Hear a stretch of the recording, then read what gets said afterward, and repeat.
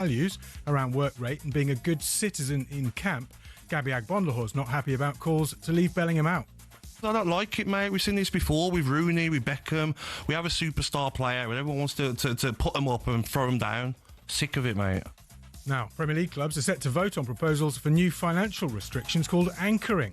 That would see total spend on wages and transfers limited to 5 times the prize money and TV revenue of the club that finishes bottom, which could be around £550 million a season. Opponents say a cap could affect the Premier League's ability to stay competitive. And Sale Sharks fly half George Ford has told talkSPORT the new breakaway league, R360, is making lads consider their future in the game. A lot of players have had discussions with the new league. So it is spoken about, look, from a financial point of view, it is significantly different what lads the numbers the lads have been offered and talking about. Sale Sharks fly half there, George Ford, who says he signed that new deal at Sale so he can keep playing for England. Governing bodies have threatened Rebels with international bans if they sign up for R360. And England bowling coach Tim Southey's played down Stuart Broad's claim that Australia's Ashes team is their worst since 2010. England's white ball series as a warm-up in New Zealand is live on talkSPORT 2 and the talkSPORT Cricket YouTube channel from Saturday morning. talkSPORT News. Thousands of people across the UK have started their legal action against the maker of baby talcum powder, and the economy grew slightly last month. More from the news team at past. talkSPORT weather with QuickFit. Get a free vehicle safety check at all of our 600 centres nationwide to keep you safe on the road. QuickFit. Drive away happy every time. Across Scotland, sunny spells, but mostly cloudy elsewhere, with drizzle expected in the southeast. A few showers across northeast Scotland too, brighter later in the west.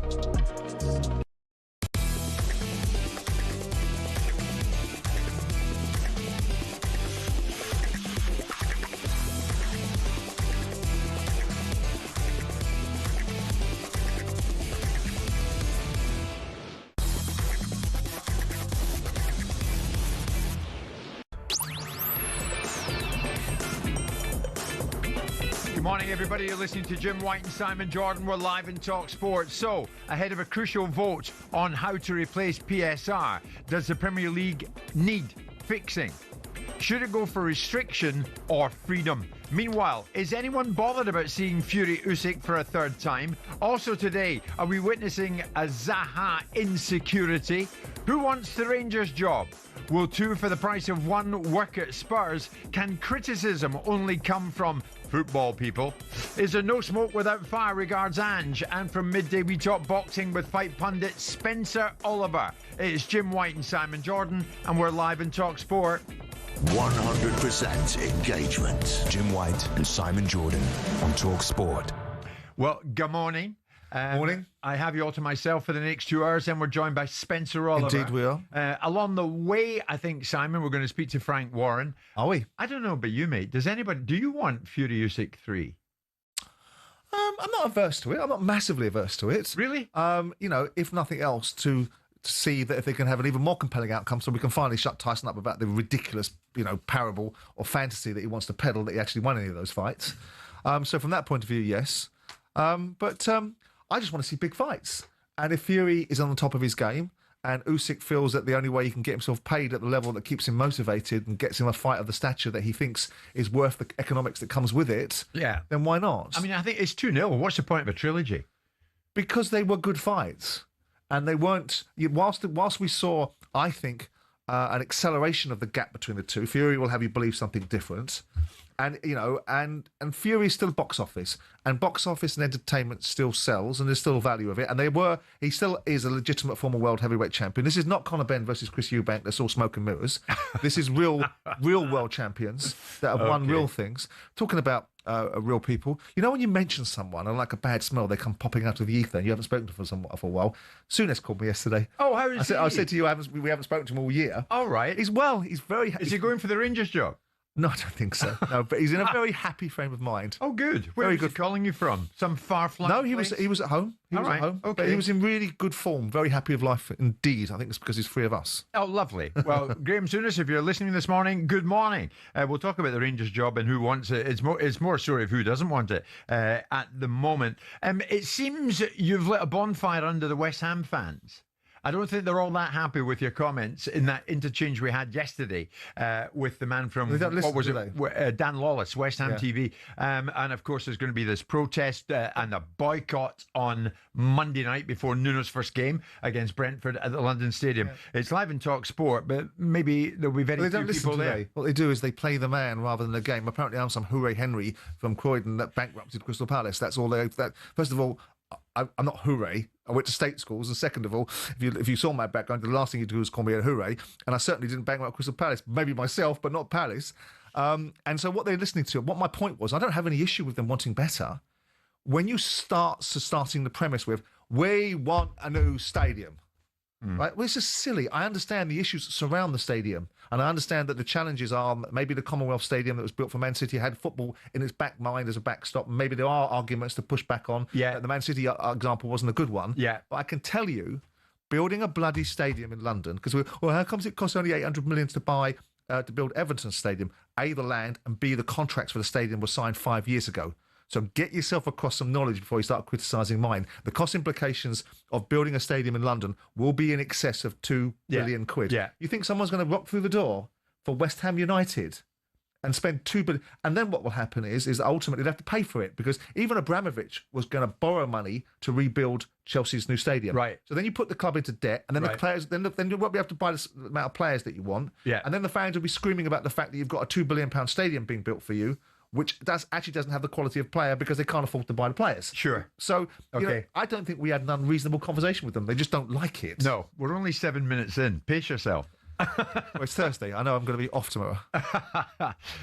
Simon, in the second part of the show this And they're morning... bloody rude as well, aren't they? Calm yourself. In about 10 or 15 minutes, we're going to be joined by press and director, former Leeds chairman Peter Ridsdale. He's going to join us on this topic. Here's the thing. Does the Premier League need fixing? No. It's confirmed that Premier League clubs are set to vote next month on whether or not to replace the current profit and sustainability rules. Now, the options to replace PSR could include one or both of the following. The squad cost ratio rule, which essentially will see clubs be allowed to spend up to 85% of their overall football revenues on transfers and wages. Or anchoring. Now, what is this? Anchoring. I had a conversation with somebody from Manchester Five City times the about it lowest last common night. denominator, isn't it? Exactly. It's a proposal that would limit spending on wages and transfers to 5 times the amount paid by the Premier League in prize money and broadcast revenue to the club who finish bottom. So, if we're basing it on the 23-24 season, when Sheffield United occupied 20th place and received 109 million... 545 million. It would be near as damn it, 550 million quid. That would be the cap. Yeah. Does it need this? Does it need discipline and restrictions? Or are you happy in your own mind with a free-for-all? I'm happier with very little governance or regulation over businesses and sport. I believe that the big area that needed to be attacked is wages, but that genie's out of the bottle. The reasons why wage caps work in America, specifically in the NFL, is because they own that sport. They don't compete against anybody else. They're not competing against worldwide leagues. So when they constructed the NFL in the mid-60s and they built out the financial model before they actually built out the rules of the game. And so things like wage capping were built into the actual seed capital of the thinking behind the structuring of those leagues. So when we start to put a wage capping on a globalized marketplace with a sport that's around the world, you start to disadvantage the predominant league. Whatever we do with this league now, whatever we do to restrict it and whatever we have done to restrict it, and sustainability is the most ridiculous term that's ever been coined. When you look at the owners of these football clubs in the Premier League, sustainability doesn't form part of their thinking because most of them are billionaires, some of them are nation states. So the sustainability part of the equation is box ticked. So that should be kicked straight off the roster of ideals behind how you financially regulate a football club, because there's no more sustainability than the sovereign wealth fund. But wait a minute, you've changed your tune in this. Massively over the last couple of years, because it doesn't work. Oh, so you're admitting that? My original perception of financial fair play was it was going to suppress the cost of transfers, suppress the cost of wages. Yeah. It's done neither. It would eliminate the Wild West landscape. No, it won't. It just allowed... But you never used to stop talking about salary caps. I want a salary cap. But I think ultimately the genie is out of the bottle in terms of talent. You've got global audiences around the world watching other leagues. All you're going to do is allow these other leagues to bridge the gaps, to widen their opportunities, and give them as many opportunities as they haven't got right now in terms of catching up with the Premier League. But wait a minute, Simon. It's out of control at the moment. And you're saying let it be even more out of control. Okay, define what out of control is. And incidentally, both Manchester clubs are known to be opposed to the anchoring system. Now, I spoke to somebody from Manchester City last night, and basically their argument is forget the Haalands coming to the Premier League in future. Yeah. Because the anchoring system would eliminate that happening.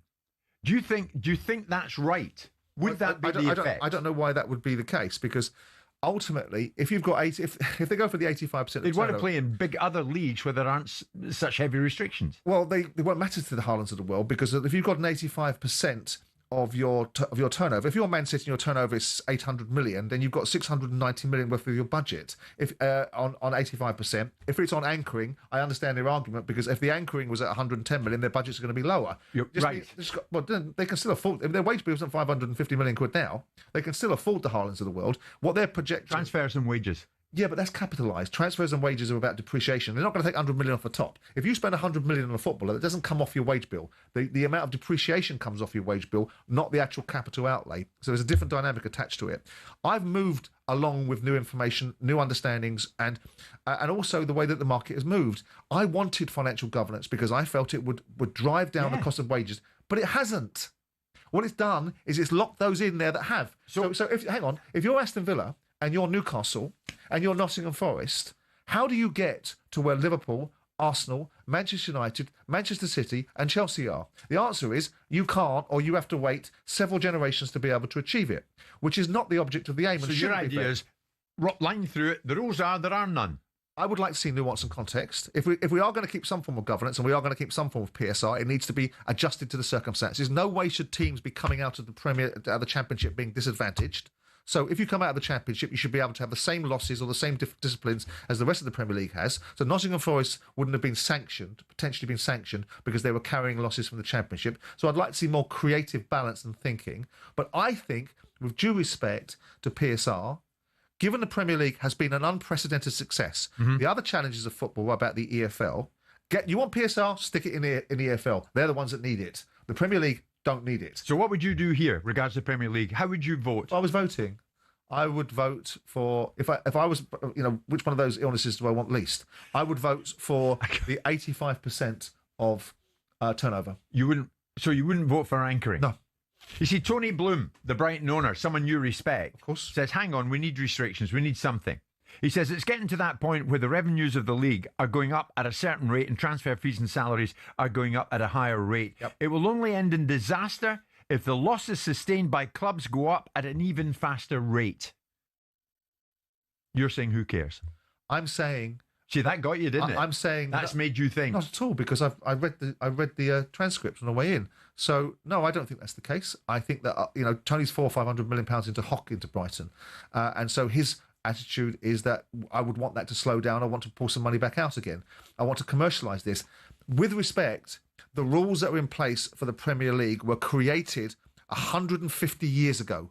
And all we've done is bolt new rules on as the financial landscape has evolved. No, but Tony doesn't understand that. He doesn't understand the criticism of PSR and its restrictive nature. He says no competition can continue if people flout the rules. So people should stick to the rules. And if they don't, there needs to be consequences. And that's fine for Tony. And You're saying no rules. And I'm sure Tony would really appreciate governance and restrictions and capping of how much money he's able to spend on his betting businesses and the spread exit environments that he's involved in. Come on, he's right about this. Well, I don't think he is. He's right about this. I don't think he is, because people would flout the rules. Well, then take the rules away and take the governance away, so the governance isn't so ridiculous. What we've managed to do by putting governance in place is find an industry alongside it, which is the legal industry, which is making as much money as the bleeding football industry. So no rules equals who's the richest in the room. Well, doesn't it? It does. We've reached the It point. does, Simon. We've reached a point where the Premier League is we can't stick it back in. We can't stick the toothpaste back in the tube. We have made it the most globally successful league in the world by harming it now and taking away the very things that have made it so successful. People can have basic disciplines, by the way. They can have basic disciplines. They can control themselves. They can not spend. They can manage their businesses properly, and they can effectively control the disciplines that affect the outcomes that they want. And they shouldn't need someone on high, some arbitrary force telling grown-up businessmen how they should run their businesses. They shouldn't need that. They shouldn't want that. Ultimately, that's the nature of the beast. And I think we've got an unprecedented runaway success in the Premier League that hasn't produced any casualties. The only place that's having problems is the EFL. That's of their own making to some extent. Right. So to get this straight, before we move on, you're not having anchoring. No. But you're having a squad cost ratio rule, which would see clubs be allowed to spend up to 85% of their overall football revenues on transfers and wages. You're having that. If I was confronted with those two as the only options, yeah, then those are of those two options, I would take the 85%. I said this from the outset. But if you really had your way, you'd have nothing and let it carry on as it was. A free-for-all. I think that the nature of the Premier League is such a success that I don't see why Newcastle, Aston Villa, Nottingham Forest shouldn't be at the top table, able to compete within the means that their ownership model has. And as long as there's some fallback position, i.e., perhaps change the structuring of how football clubs are financed so that bonds are put in place so that if an owner decides to change his mind, you've got a fallback position so the club isn't in jeopardy. Absolutely. I'm not saying you don't sophisticate it. Yeah. But what I'm saying is take away the restriction. Take away... How much does it cost to make a movie? How much does it cost to make Mission Impossible? How much does it cost to make an Iron Man franchise? There's no restrictions put on it. There's budgets about what people think they can afford, what the reasons are behind it. Talking about movies, I saw A House of Dynamite yesterday. I'm not really having Idris Elba as the US president. We're going to get the view of the EFL. Preston's chairman, Peter Ridsdale, is not the chairman. What is Peter? He's director and former Leeds chairman. Peter Ridsdale, good friend of the show, is going to join us after this. Stay with us. Jim White, Simon Jordan, live in talkSPORT with Selco, where the trade goes.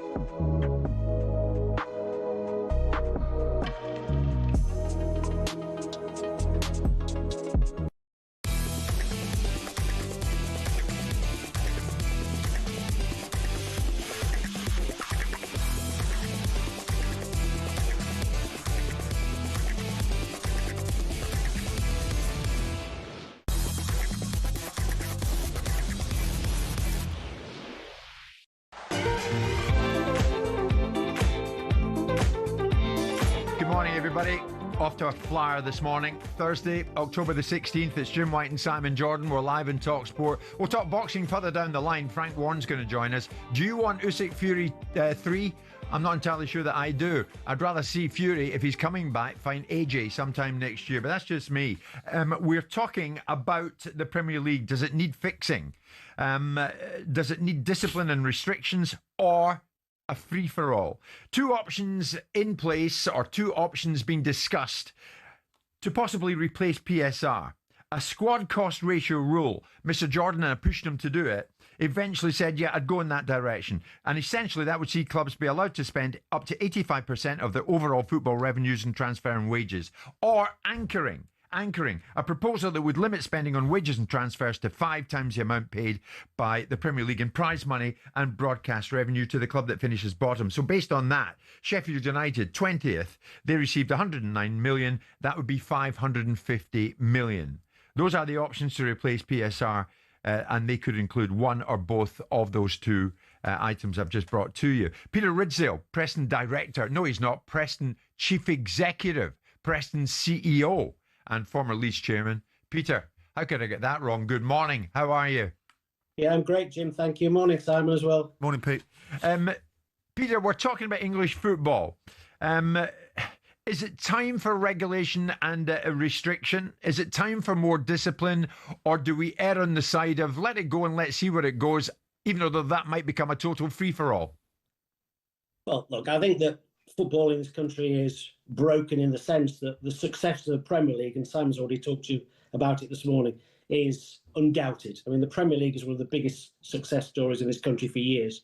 And when we're talking about anchoring, it makes me laugh. Why are we doing it? 550 million. I think Manchester United's wage bill last year was 300 and something. The average wage bill in the Championship is 26 million. So the starting point is, what are we trying to achieve by bringing anchoring? And Simon's point earlier about when you're promoted, even if you've got owners who are wealthy, the system works against you trying to get into that top 6 at the moment. And then you've got issues around associated party transactions, which some clubs have better than others. We've just seen the recent Manchester City case. So I go back to square one. What are we trying to achieve? But the biggest problem is the distribution of cash right the way through the pyramid to make sure that the pyramid itself is sustainable without affecting the success of the Premier League. Would you not wish to have a salary cap, though, Peter? Well, why? What are you trying to achieve with that?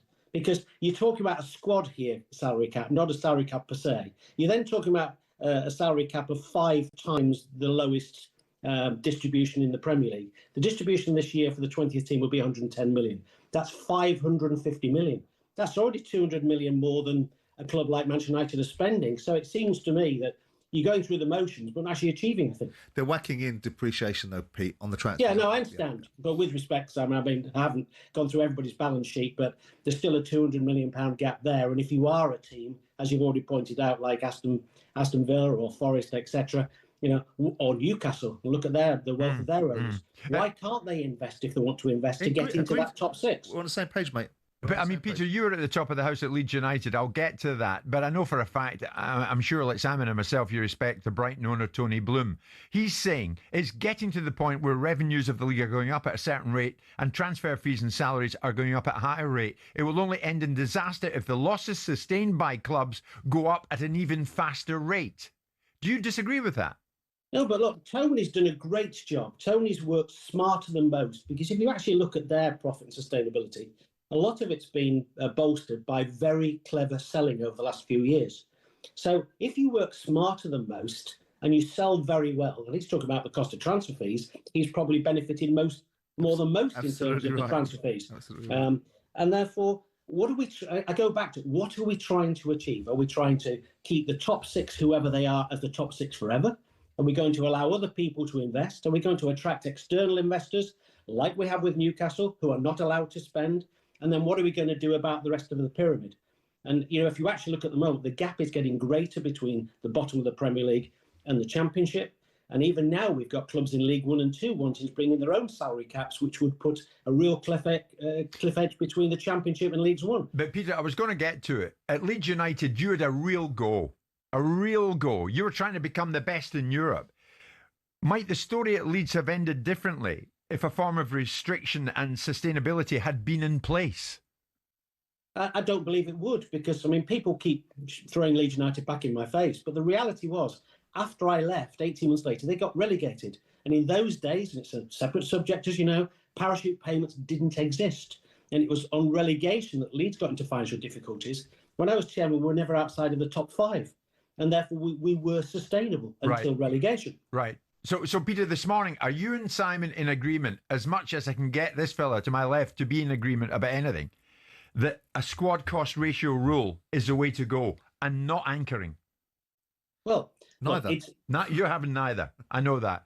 Are you having the squad cost ratio rule, Peter? Over anchoring. If you were choosing one or the other, Pete. Yeah, if I had to choose one or the other, I would go for a squad cost ratio. Yeah. I prefer profit and sustainability personally. And of course, the problem with SCR, which is based on turnover, some clubs have got very close relationships with people, associated party, that I would argue is artificially inflating their income. Circularity of money. I go back to what are we trying to achieve? I was listening to Simon earlier, and then I was thinking, why are you bothering asking me to come on? Because actually, Simon and I are almost in total agreement. No, fair enough. So, Peter, is the status quo right now fine for you? Well, you say the status quo. You're talking about anchoring in the Premier League. I'm in the Championship. What isn't fine for me but you want to get to the Premier League. Of course. But what isn't fine for us at the moment is we still believe that the amount of money going to the top of the Premier League ought to be filtered throughout the pyramid in a slightly different way. We're not taking away the preferential money in the Premier League because they earn it, but a gap between 110 million, you've just pointed out now, for the bottom team in the Premier League, and it's 11 million for the team. So when you say in a different way, Pete, do you mean repackaging the parachute payments? Yes. Yeah. So how does peace break out in this then, Simon? At the end of the day, there is pushing and shoving from various directions. Well, how should this end? Well, because it can't end the way it is. Well, there's a movement, like in everything. Everything evolves. As myself and Peter well know, the rules in this game were created a long time, and the rules are now being eclipsed by the circumstances of the industry and the people that are now owning football clubs. And so, unlike the NFL, that was created with a framework that was built around the finances of the sport before the sport even got an opportunity to kick a gridiron ball, it is slightly different in this circumstance. So they're sophisticating things, and of course they need to. Of course they need to, because if my belief, maybe Peter's was different from me, maybe he wasn't as naive as I was, that I believed that it was going to help the industry create a deflation of transfer fees and wages. It didn't. All it did was preserve the cabal. And if you want that, then fantastic. And what Parish is trying to do, because Parish will be in the camp of wanting anchoring, what he's trying to do is pull the top down a little bit and bring the bottom up by bringing anchoring into play and expecting the forecasts of inflation to keep on going, and so the revenues will keep on going. Big problem for football is there is no bloody guarantee that Comcast are going to be at the table in 3 years' time paying the same sort of money that they're paying for football now, and then we're going to have some challenges, and then the regulator's going to have some challenges, and then distribution will become an even bigger issue. Peter, let's finish on this. You've got experience of these matters at the top league level. Either a squad cost ratio rule or anchoring. Will there be enough Premier League votes to see one of those two go through?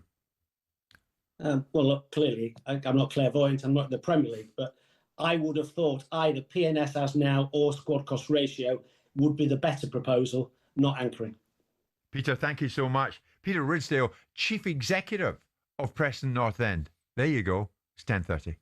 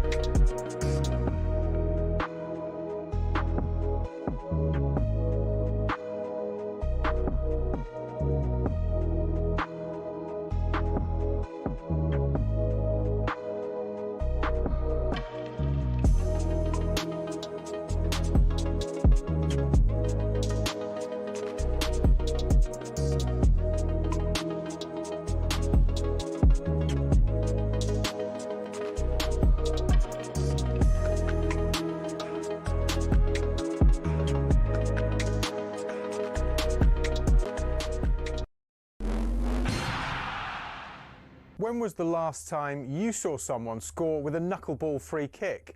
We're going to take a look at why we're not seeing them anymore and explain a bit about how they work. The knuckleball peaked in the 2010s after that Ronaldo strike against Portsmouth in 2008 inspired academy players everywhere. Here's a young Mason Mount. I tried to base my free kick on Ronaldo, hit the ball by the valve and it moves. So what do you do? Top corner. Now, no ball is perfectly aerodynamic, so as it travels it creates ever-changing pockets of turbulent air, causing that unpredictable movement. Football's most prolific free kick taker, Juninho Pernambucano, perfected the technique but didn't invent it. He was inspired by players from the 90s and even the 50s. So how do you do it? You have to hit the ball head on with as short a contact time as possible so the ball doesn't spin. Hitting by the valve helps with that short contact time, as it's the hardest part of the football. So why don't we see knuckleballs much anymore? It's because players are being told not to shoot from dead ball situations because the XG is so low. In fact, as Opta shows here, since the 08-09 season there's been a 10% reduction in players shooting from free kicks in the Premier League. And in 23-24, a record low of 11 free kicks found the back of the net. And the knuckleball, though spectacular, is imprecise, which is why it's becoming a thing of the past.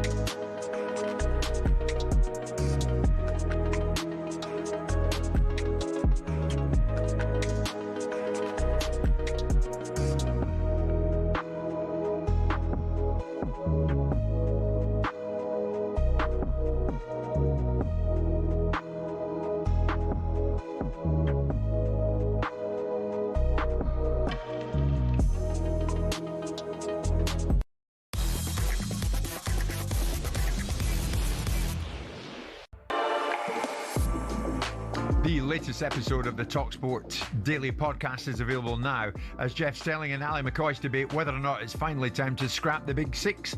Now, if you want to find out more, then the talkSPORT Daily is available on all podcast platforms now. And we're delighted to remind you that Premier League football is back this weekend on Saturday, 12:30, middle of the day. Nottingham Forest against Chelsea. Can Ange get this win that he dearly wants to get? Chelsea are the visitors at the City Ground in the Premier League. It's a talkSPORT exclusive. Jim White, Simon Jordan with you this Thursday morning. We'll get to more boxing at 12 noon, but let's dwell on that particular sport as of now, because Moses Itoma will fight for the WBA heavyweight belt after being ordered to challenge Kubrat Pulev, who boasts 32 wins and just 3 defeats. It was ordered by the WBA, of course. Top boxing promoter Frank Warren joins us live in the show. Frank, good morning. Good morning. How are you, Jim?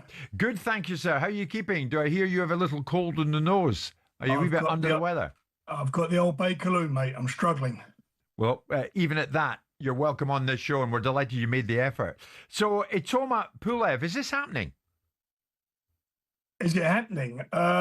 It's been ordered, and we'll see. But why wouldn't it happen? It's a great opportunity for Moses to fight for the WBA regular title. We're all waiting to see what Usyk does, and it may be for the full title. So it's something that obviously makes a lot of sense for us and makes a lot of sense for Moses. You've been searching, Frank, for an opponent for a few weeks now. Was Pulev's name always on that list? I've got to be honest, it wasn't, because I didn't think he'd fight him. He priced himself out of it when we spoke with him, but now it's been ordered. We can wind up going to purse bids if we can't agree terms. How big a step up is it for Moses? It's a big step up. He's a season's campaigner. He's in his early 40s now, but it's a fight I believe that Moses will win, and it's a big step up in as much that it's a title. It's part of his journey. I mean, when I think when AJ fought for the title against Charles Martin, I thought Charles Martin at the time was the worst heavyweight champion I'd seen in my time in boxing. And look where it got AJ, become a 2-time world champion. It's part of his journey. I mean, Frank, Moses Atoma ended Dillian White in a round. What might he do to 44-year-old Kubrat Pulev? Well, we will see, won't we? You know, if he catches him, he'll go like all the others go. But he brings experience, Pulev. We all keep asking and looking for, or people are asking and looking for Moses to have fight experienced fighters. Well, this guy's a champion and he's an experienced fighter. What do you make of it, the matchup, Simon? I think Frank Warren is the best matchmaker in the business. It doesn't need my opinion on what he should do with his fighters. Look at what he's got. He's got the heavyweight division sewn up. So I think that if the fight is made and other people don't intervene, whether it's Gassiev and things of that nature come to the fore, if that's the case and Moses goes in with Pulev, he'll knock him out. I don't have any doubt about that. Was Pulev trying to make it a bigger payday for himself that you guys might have wanted? Well, look, if it goes to purse bids, it'll be what it is. It'll be worth what it is. And that's the bottom line of it if we can't agree terms. These fights get made, or he vacates. If he vacates, then Moses goes to the next available contender. So all I know is we're pushing a guy in his 14th fight in a significant fight for a 20-year-old heavyweight. Other than Mike Tyson, I can't think of anybody else who's done this. So, Frank, this would be on the December 13 card in Manchester, right?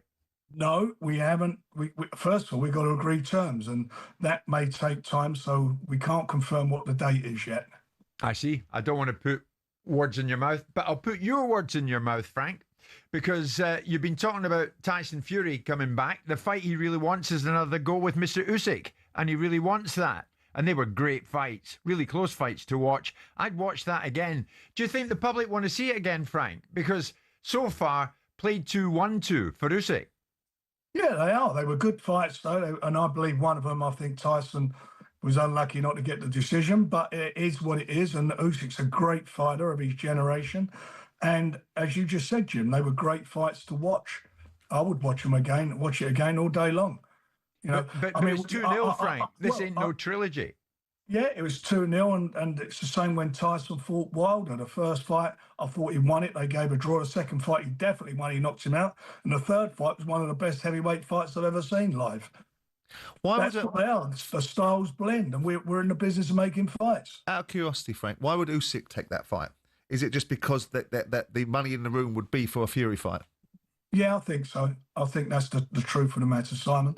You know, it is a money fight. You look at Usyk's options at the moment. He's got to fight all his mandatories. Yeah, that's where he's at, and he's at the stage where he's at.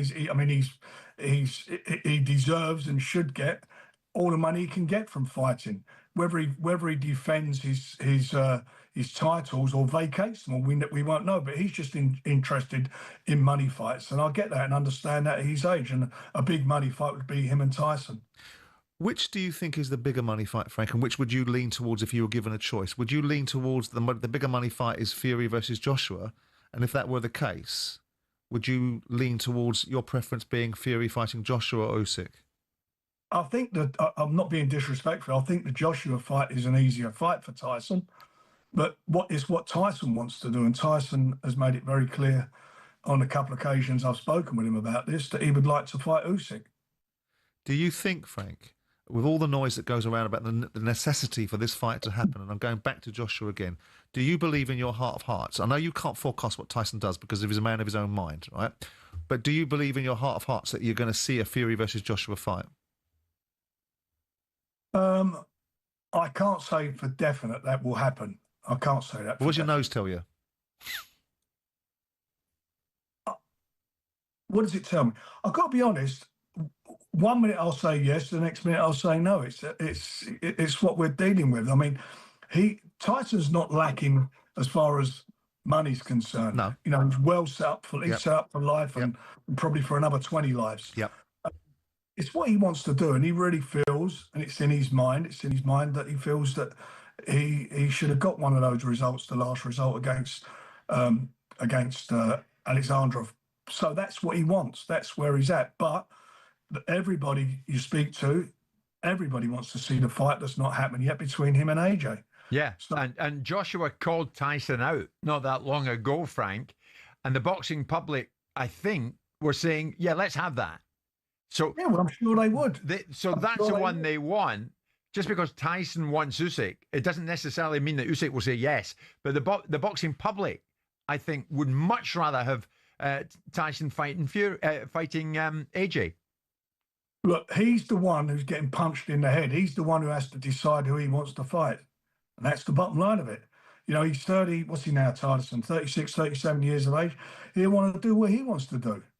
You know, and either of those fights, the public will buy them and watch them. Why wouldn't they watch them? They're both great fights. And obviously the Joshua fight has a bigger story. But for Tyson, in his head, he feels he can win. He can beat Usyk. Whether he can or not, we'll see if it happens. And these are all ifs. I don't want to bully a good man who's obviously got the flu. But, Frank, here's the thing. If you don't manage to make Fury AJ, will that go down as one of your big career failures? Yeah, I'd like to see the fight. Yeah, of course I'd like to see the fight. I'd like to see it happen. And, you know, I'd like to see it happen purely for the reason I believe that Tyson has the beating of AJ. If that fight were to happen, Frank, I know we're going banging on, it's probably driving you insane, but let's do it anyway. Is that fight, the scale of that fight, can it be had in London? That I don't know. I mean, obviously there has been interest from Saudi for it, and if they were to find the money that the fighters want, then I'm sure it would probably go there. If it doesn't, then obviously the next home for it is in the UK. But then the natural level of the finances become different, doesn't it? Of course, yeah. Because you're dealing with it's about promoting a festival, the Riyadh season. It's not about us balancing our books. Okay, Frank, we hope you're feeling better. An Arsenal win at Fulham on Saturday would help that, wouldn't it? That would certainly help. And we've got a great show the following Saturday with Joe Parker and Fabio Wardley. We've done nearly 15, I think we're over 15,000 tickets now. It's really going well. We've got a light heavyweight extravaganza in Manchester, over 10,000 tickets sold. Josh Boatsy against Zach Parker. And we're going to be announcing a big show for Manchester in December. So fingers crossed I can get that over the line today or tomorrow. And it looks like you won't be clashing with Ben Shalom's show on October the 25th. TKV against Fraser Clark, because TKV, I think, is on the verge of pulling out if he hasn't done so already. You must be pleased with that. Very sad. Yes. Frank said through gritted teeth. Thank you so much, Mr. Warren. Thank you for joining us. We wish you well. Keep the tissues near at hand. Jim White, Simon Jordan. It's 11:15. We're live this Thursday morning.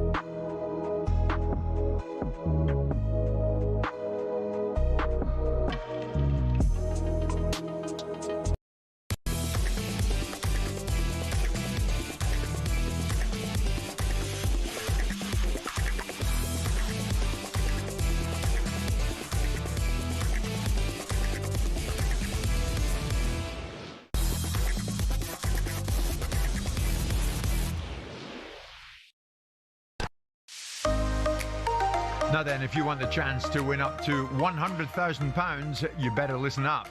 That's right, our biggest cash prize to date has landed. And we're going all in and giving you the chance to win that huge 100 grand completely tax-free. Listen up, here's how you can do it. 18 plus UK excluding Northern Ireland. For a chance to win, text the word cash to 83338 and you're in the draw. Text costs £2 plus one standard network rate message. You must have the bill payer's permission, or you can enter for free by calling 0330 880 3338. All entries must be received by the 6th of November at 4 p.m. This is a TalkSPORT limited promotion run on TalkSPORT, Talk and Virgin Radio UK stations. Full terms and conditions at talksport.com. Okay, the search for a new manager at Rangers in Scotland goes on. All sorts of mixed messages coming out on that one yesterday. The bookies market threw many people when Steven Gerrard featured again. Steven Gerrard, it was widely reported, having pulled out of the race to become manager again, in his case, at Glasgow Rangers. So what is the latest and what do we know at this particular moment? My colleague here at talkSPORT, Alex Crook, brings us right up to date.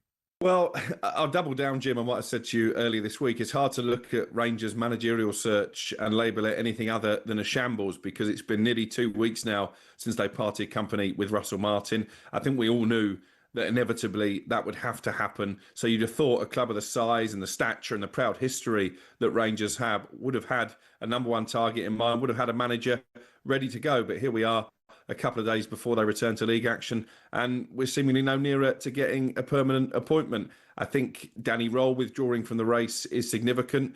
It's not to say that he didn't want the job. I think he maybe saw the writing was on the wall that they were going in a different direction. But I also think he got fed up with waiting. It was well over a week ago that he was first interviewed. By all accounts, he impressed numerous members of the Rangers hierarchy, was anticipating some kind of offer.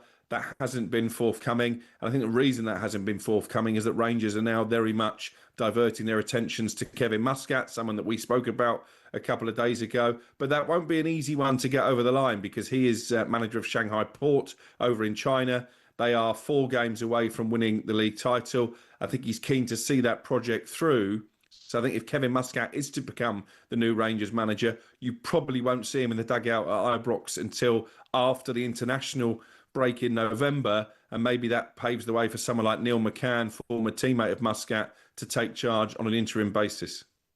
So Neil McCann on an interim basis. A strange one yesterday, Alex, because Steven Gerrard from nowhere, it lit up in terms of the bookies' eyes being lit up by it. All of a sudden, he came right back into contention. It shows that the bookmakers area is not one to be relied upon, because Rangers quickly shot it down. Well, I think it also shows how volatile this managerial market when it comes to Rangers is. I was on the golf course, actually, when I got a couple of messages saying, Steven Gerrard's even money favourite. I made some inquiries. We spoke to people close to Gerrard. They told us his situation, his stance hadn't really changed. Rangers were then briefing that there'd been no fresh talks with Steven Gerrard. But what it did do, it also whipped up a bit of a frenzy over the future of their sporting director, Kevin Thelwell, because as much as Steven Gerrard has tax implications to deal with if he was to take a job outside of the UAE, outside of the Middle East before December, I don't think he was particularly keen to work with Kevin Thelwell either. So I think the only way Steven Gerrard would have come back into contention is if Rangers were going to make a change at boardroom level. So much for Rangers. News on Celtic. I believe you have some. Yeah, this is a fascinating situation on the other side of Glasgow, such a hotbed for football, of course. Celtic, the reigning champions, still the title favourites, despite how well Hearts have started the season, light years ahead of Rangers at this moment in time. I think even a lot of Rangers fans would have to admit that. But Brendan Rodgers is out of contract at the end of the season. And as I've been making inquiries about what might happen at Ibrox, I have just been hearing a lot of whispers that maybe Brendan Rodgers could decide at the end of the season not to renew his deal, and that the time is right to leave Celtic for a second time. If he does, I think he'd be on a lot of lists in the Premier League. And we could be talking, Jim, come the summer, of a bit of a managerial merry-go-round, because Oliver Glasner at Palace is coming to the end of his contract. Marco Silva at Fulham, Andoni Iraola, very sought after by some top clubs, is in the same situation at Bournemouth, you would think all of those trio would be interested in a manager with the CV of Brendan Rodgers. And don't rule out Nottingham Forest either, because Evangelos Marinakis, your pal, has been a long-term admirer of Brendan Rodgers, and obviously Ange Postecoglou is still on a very sticky wicket there. Alex Crook speaking to me earlier. Simon, what do you make of that? Can you see Brendan Rodgers coming back to the Premier League?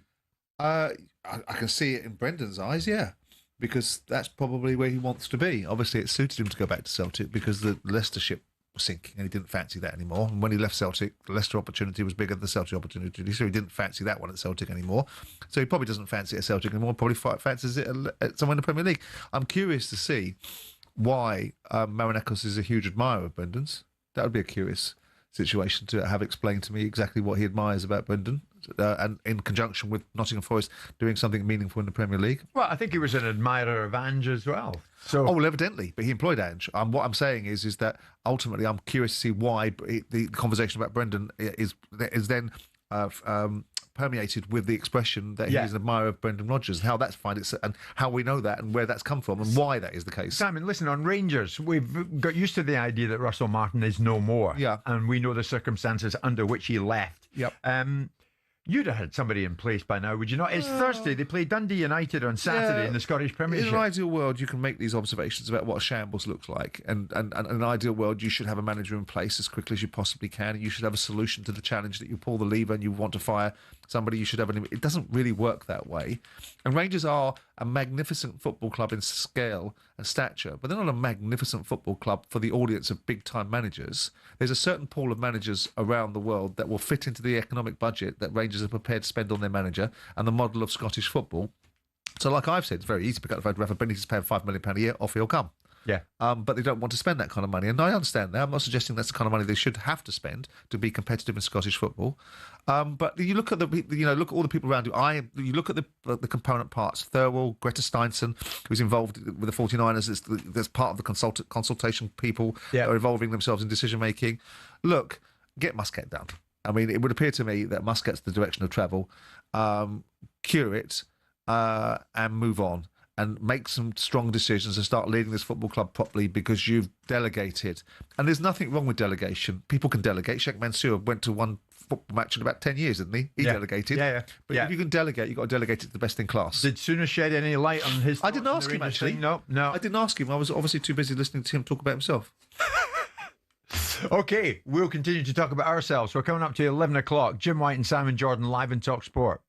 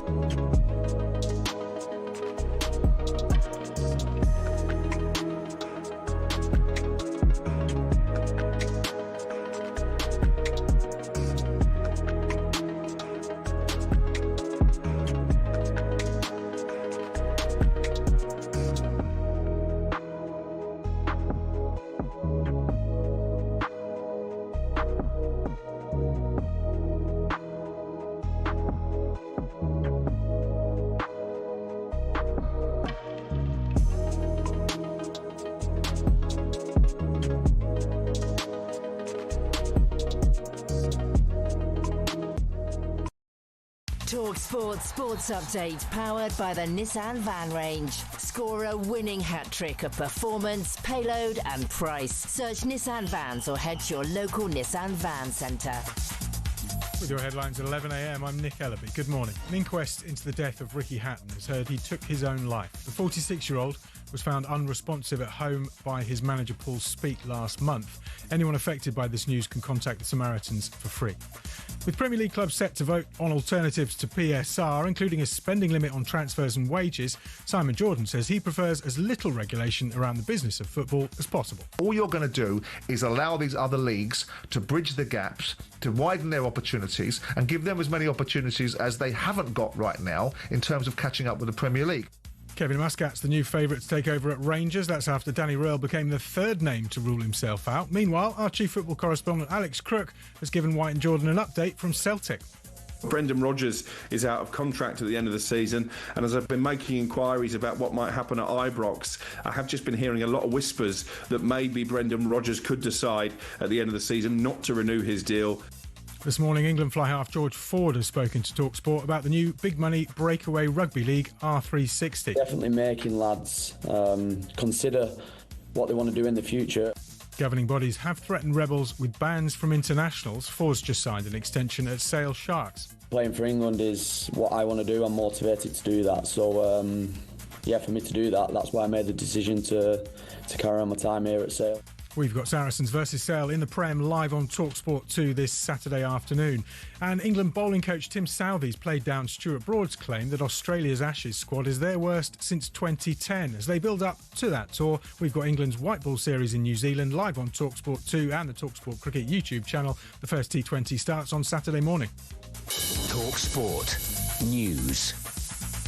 China's been described as the biggest state-based threat to Britain's economic security, and Johnson & Johnson's facing legal action from thousands of people in the UK who claim its talcum powder caused their cancer. More from the news team at past.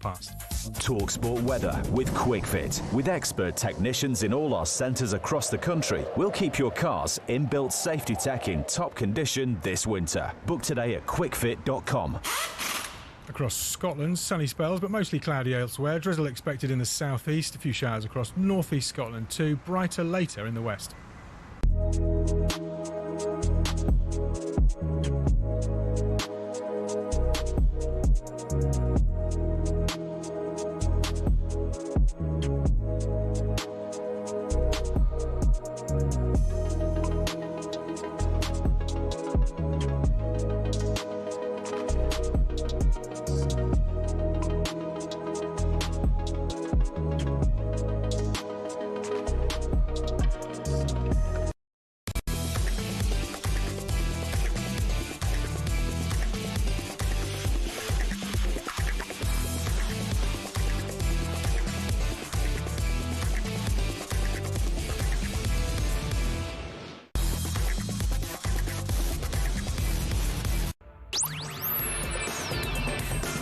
Everybody, it is Thursday morning, October the 16th. We're flying through this month as well. It's Jim White and Simon Jordan. We are live in talkSPORT. We're also coming to you live on your TV, Samsung, Apple TV, even Prime Video. Wherever you want to watch us, we're here for you. And the sizable TV audience is extremely flattering. Thank you so much to everybody who's watching the show as well as listening to it. The Premier League is back this weekend with a bang. My God, 4:30 on Sunday. Liverpool against Manchester United. How's that going to work out? Elsewhere, and I'm just looking about, a really interesting fixture on Saturday. Palace against Bournemouth. You know what? That's 6th against 4th. That's how well these two have been going this early in the season. When I think of Crystal Palace, of course, I used to think of Wilfried Zaha. And Wilfried Zaha has bitten back at one of the Palace boys for something that he has said. The Palace boy in question is Jean-Philippe Mateta. And of course, Jean-Philippe Mateta has really been catching the eye in a Crystal Palace shirt. But now he's going to proceed to do just that in a French shirt, because Mateta received his first senior call-up for France in this international break. But Mateta has raised an eyebrow or two, particularly Wilf's, by suggesting that his former Palace teammate Wilfried Zaha used to laugh at his dream of playing for France when he first arrived at Palace. Mateta says, I always believed in playing for France and the national team. At Crystal Palace, right at the start, when I wasn't even playing, I spoke about the France team in the dressing room, and I had teammates like Wilfried Zaha who were laughing. They said that I was mad to think about the French team when I wasn't even playing at Crystal Palace. Now, Zaha, over in the US, of course, playing in the MLS these days, has really taken offence to it. Have a listen to this. My head's on fire. I've got to clear up this Mateta situation because he doesn't want to. I spoke to him, he doesn't want to, he's okay with it. And this just shows me that, see the times when I was playing at Crystal Palace and all these people were watching me, it's clear that they weren't happy for me. I swear to you, 10 Crystal Palace players were there when this conversation was had. Wouldn't you be shocked that this person has made out like there's some sort of hate from me? Why would he say my name when there was 10 people? Or is it because Zaha is the biggest name? I do not understand. It's disgusting. I've never hated on anyone. So now I'm getting messages, oh, you're not laughing now at Mateta. I couldn't care less. Well done to him. I even congratulate him publicly on his Instagram, on his posts. Like, it's nasty, man. It is nasty. Like, this is why I don't have football friends. This is why I keep myself to myself, because how's he going to do that? Dear me, it's disgusting, says Wilfried. I mean, he's really taken offence to it, has he not? But what do you think? Is there any smoke without fire in this? Well, I'm sure that there was a dressing room. If Mateta was sitting there and telling everyone that he was going to play for France while he couldn't even get in their side, and there was people like Mbappe playing for France at the time, I think it probably was an object of mirth and ridicule. In the same way that I remember stories about Stan Collymore getting haunted and taunted within an inch of his life by Ian Wright and Mark Bright when they were in the dressing room back in the day in that Palace side of the late 80s, early 90s when Collymore was coming through. So it's part and parcel of the dressing room culture, the dressing room banter. And Wilf probably thinks it's a bit mean-spirited. My advice would have been to Wilf is know who your friends are, remind yourself of that going forward, and don't bother with that video because it gives more power to Jean-Philippe Mateta. Wilf... it's not that deep, is it? Know who your friends are. Well, he obviously feels it is. He obviously feels that what Mateta was trying to do is mug him off. And there was an element of it because, congratulations to Mateta. He's done brilliantly. There was a period of time where he looked like a rich man's Dele Adebola in terms of his performance and physicality. He's come through in recent times. He's become a very good player. And obviously, that's a lot of it under Oliver Glasner.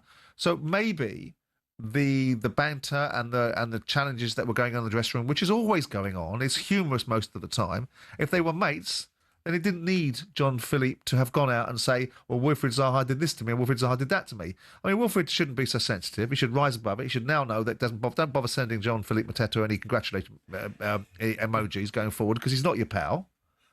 And by the same token, you was all well and good, Wilfried, ridiculing him not being able to get in a French team. You should have stuck the course playing for England rather than go to the Ivory Coast.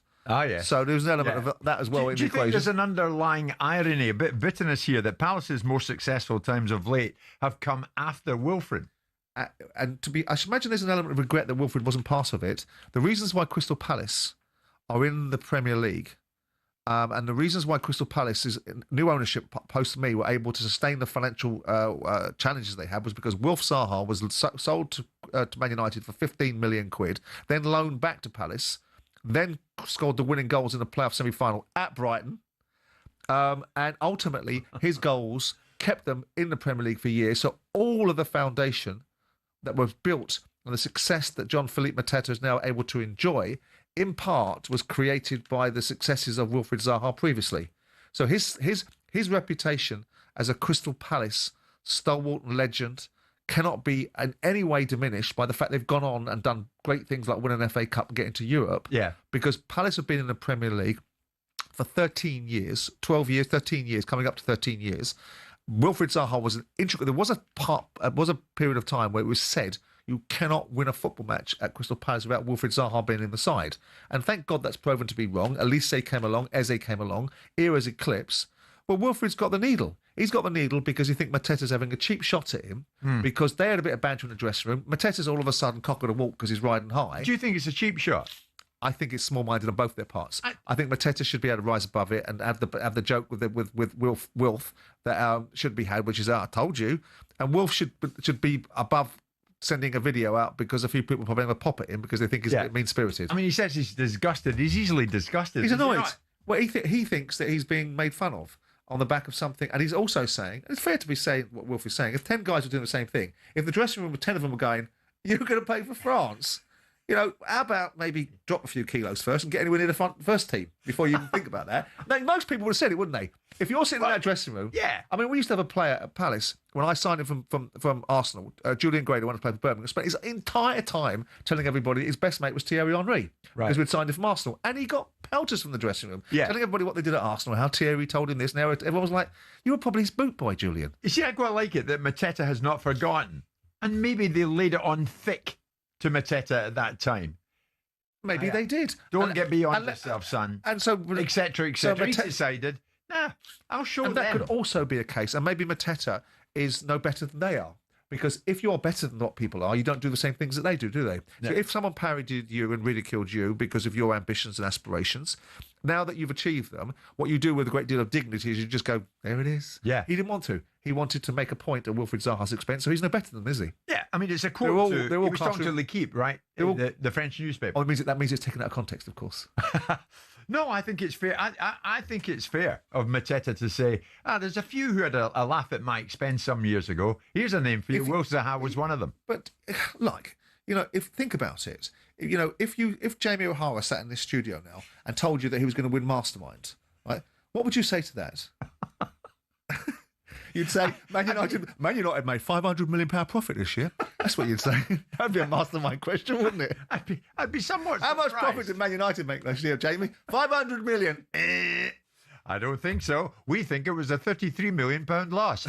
Anyway, I tell you what, though, the interesting fact and the upshot to all of this is Mateta's playing international football. Congratulations. And Will Fain. Isn't he not playing for Ivory Coast anymore? Well, yeah, but he's out of the picture to a large degree. He's playing in the MLS. But he's also now, 33? 33, yeah, 34? 33. Okay, so how old's Mateta? I mean, Mateta's lining up for Palace, as I said in the introduction, who are sixth at the moment against fourth-place Bournemouth. And he's been having won an FA Cup. And he's hit this wonderful vein of form. I mean, I think he scored 14 goals in his first 80 games, didn't he? Yeah. And thereon afterwards, he's smashed the boundaries of success and formulated a team. And who's that down to? I would imagine that Oliver Glasner's been significantly contributing to that. Be honest with me. Is there any way that you would have thought Wilf Zaha would be playing in the MLS age 32? He was your poster boy. He's a brilliant player, that's why. I mean, you've sat in this studio with me, not just me and my lack of football knowledge, other people that have got football knowledge like Souness. Yes. I've sat there going, this player was a proper player. Yeah. Should have played in proper teams. Yeah. Palace were a great side, in terms of being a Premier League side and kept in there by Wilfried Zaha. But he could have gone to Arsenal. Yeah. And he would have made a massive impact in the same way that Eberechi Eze will be given an opportunity because the circumstances are different and Arsenal were prepared to pay Palace what Palace wanted. They weren't for Wilfried Zaha. See, if you ever had a tweak at me on this show, I wouldn't be coming back at you later on in the day on social media, posting a little video. No. I'd just let it go. Because that's the kind of thing that we do. We're consummate professionals. That's because you're an octogenarian and you see things through the world from a mature set of eyes. Thank you very much. Jean-Philippe Mateta, très bien, well done. Why not? Have a poke back. It's 11:15.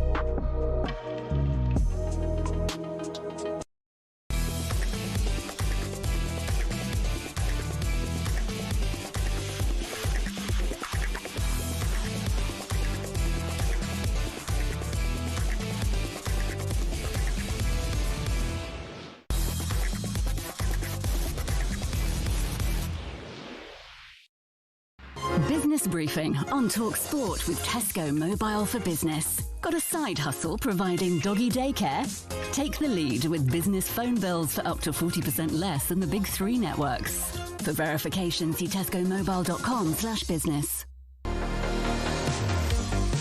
Yep, we're going to round up one of football's top business stories with Tesco Mobile for Business. We're going to focus our attention on what's going on behind the scenes at Nottingham Forest, at Tottenham Hotspur, because Spurs have announced that Fabio Paratici will officially return to the club as a joint sporting director alongside Johan Lang. Now, Lang is promoted from his previous role at the club as Tottenham's technical director. So he's moving from that to joint sporting director with the returning Paratici. The Spurs chief executive, once of Arsenal, now of Spurs, Vinay Venkatesham, has said they'll definitely both have their own areas of focus, but they'll be working as a partnership. I'm certainly not expecting them to agree on everything. I'm not worried about that. In fact, I welcome that. I'm a firm believer in having more voices and opinions to make the right decisions. Now, of course, this kind of announcement and this structure comes at a time when Daniel Levy has left the club at the top of the house. Paratici, on returning to Tottenham, was talking about this alongside the joint sporting director, Johan Lang. We have a lot of models, in my opinion, in Europe, a lot of structure, different structure.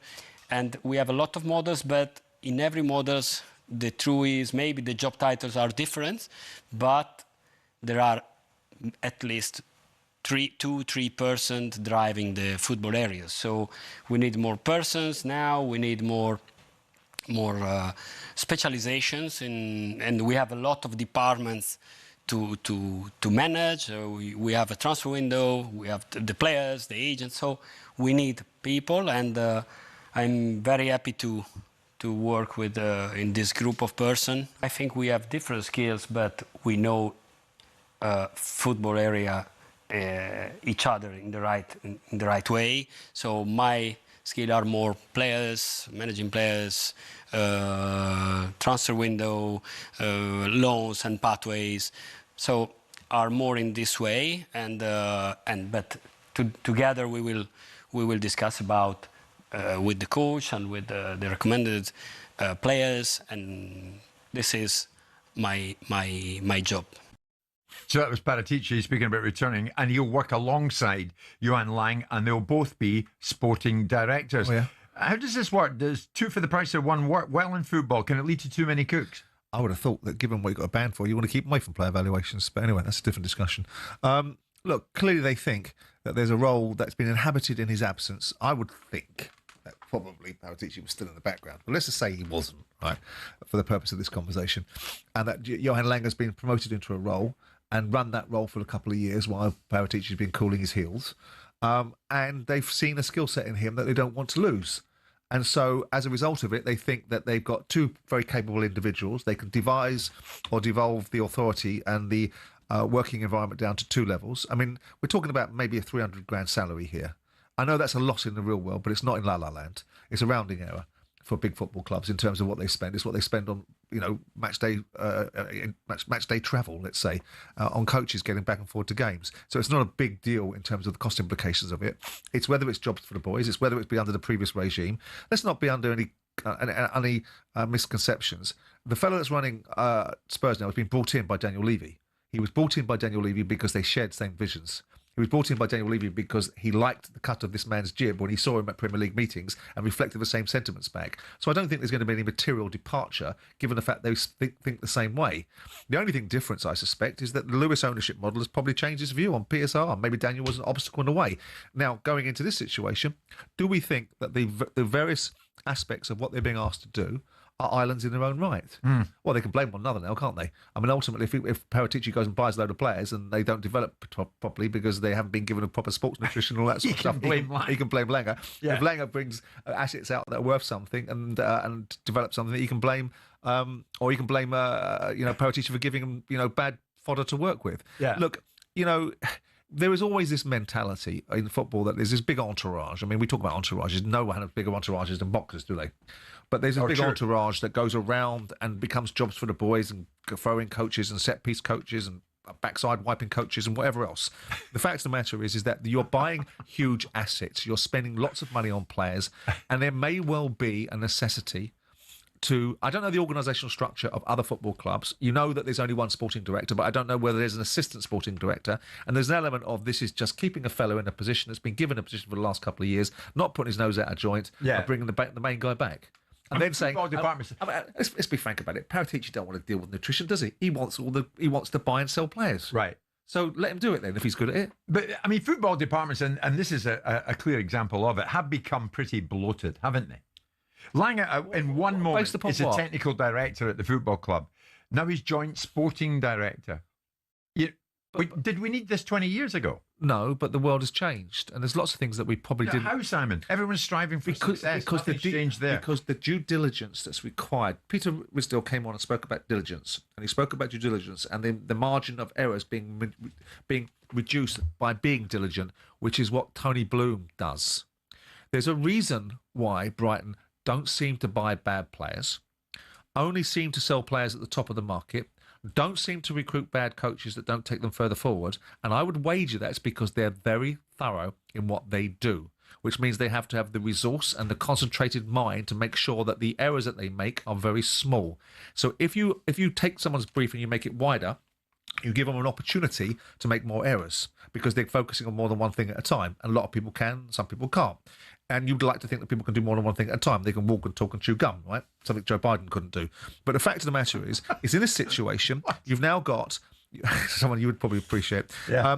In this situation, what you're saying is, if you focus on these areas, you might get better outcomes, and the better outcomes will supersede any idea of bloated perspective. It's only bloated if it's jobs for the boys. It's only bloated if you're carrying people that ain't doing a job. If you're the manager smoking fags and doing nothing, if that's your job title, then that is of course a bloated structure. Yeah. But the real reality of it is that because of football clubs, because of every aspect of it now, leaves little to chance, leaves little to focus, and even more so with clubs like Spurs that have been very successful in managing their costs, very successful in achieving certain commercial things, not so successful in achieving the football stuff. Yeah, I mean, Bloom as a football club, look at the players they buy. Look at Brentford the same. There's a reason, because Benham and Bloom are deep in detail, and they don't take chances. Owning a football club is a chance in itself. I was right. They reduce the risk. With respect to both, though, this is a different level. Tottenham's a different level, isn't it? Sure, but then the margins for error are greater because you're spending more money. You're buying bigger players. The cost implications of buying players for Tottenham and the expectations of Tottenham Hotspur are greater than they are Brighton and Brentford. Does this tell us anything regards to structure before this decision was made to have a couple of sporting directors? No. In other words, the structure before was maybe under Daniel slightly outdated? No, not really. And people will turn, and that depends if the model elsewhere says and suggests that there's a resource deployed at a level of entitlement. What we're talking about is entitlement. For all we know, in organisational structures inside football clubs, the technical director, sporting director, whatever you want to call him, may well have resource beneath him, like an academy director has an assistant academy director. So when you're running a youth policy at a football club, you have the academy director that sits on top of the noted head paper and sets the blueprint, and you have the assistant academy directors, and all the different age groups have a head coach. So we don't know whether these tasks were devolved into an assistant sporting director. And really what's happened here is a guy's been doing a job for a couple of years. They don't want to put his nose out of joint, so they've kept him in a position of influence and just split the functions, and would suggest that the functions, each of themselves, have targets, KPIs and blueprints behind them that make them worthwhile someone individually doing a job for it. See, I like Venkatesham's quote. I don't expect them to agree on everything. That's good, isn't it? That is good. Well, okay. And he's not worried about that. Okay, well, that's fantastic. That's a lovely little soundbite. What does it actually mean? Because is the decision-making processes around the recruitment Paratici's or Langer's? Is it a cooperation committee between them, or is the resource that Paratici recruits being handed off to Langer to say, right, this is the resource that you're getting, this is what you work with, you go feed him a nice piece of, feta cheese or whatever it is that you're responsible for? It means that they can challenge each other. That is a good thing. It's not a dictatorship like it was when you were at Palace. Well, yeah, sure. There's one rule, and that's the way we go. This is not a democracy, it's an autocracy. The idea that someone that's responsible for the Lamy cheese being involved in the commercial discussions about which players are recruited makes no sense of having division of labour. What I would suspect is there's a blueprint that's suggested, i.e. that this is the intelligence that drives the sort of the metrics of what a good footballer looks like and the basis of data and all that sort of stuff feeds into the recruitment criteria. But if I'm Paratici, with respect, I'm expecting to have a degree of autonomy over the players that I recruit. Well, there you go. And that's where they might have a clash. But that's where they might have a clash. Yeah. You would have loved joint sporting directors. You could have sacked both of them in the same day. Could have blamed both of them, yeah. Yeah, exactly. Jim White, Simon Jordan, live in talkSPORT with Selco, where the trade goes. Business briefing on talkSPORT with Tesco Mobile for Business. Got a side hustle providing doggy daycare? Take the lead with business phone bills for up to 40% less than the big three networks. For verification, see tescomobile.com/business.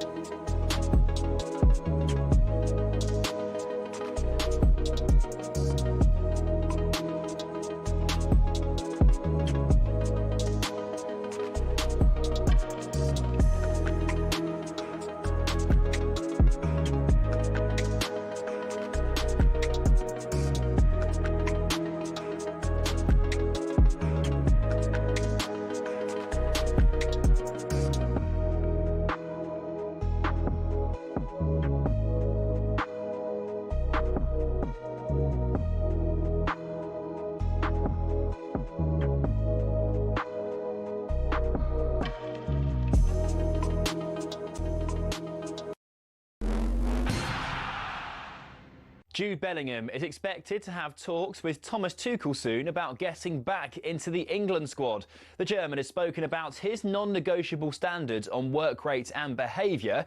Gabby Agbonlahor has told talkSPORT Jude must go to the World Cup, but England is not the Bellingham show. Thomas Tuchel's got to have a good word with him and have a good chat and make sure he understands. Listen, it don't matter who you are, Foden and Palmer might not make the squad. Elsewhere, Danny Rowe is the latest man to pull out of the race to become Rangers manager, saying it's not the right time.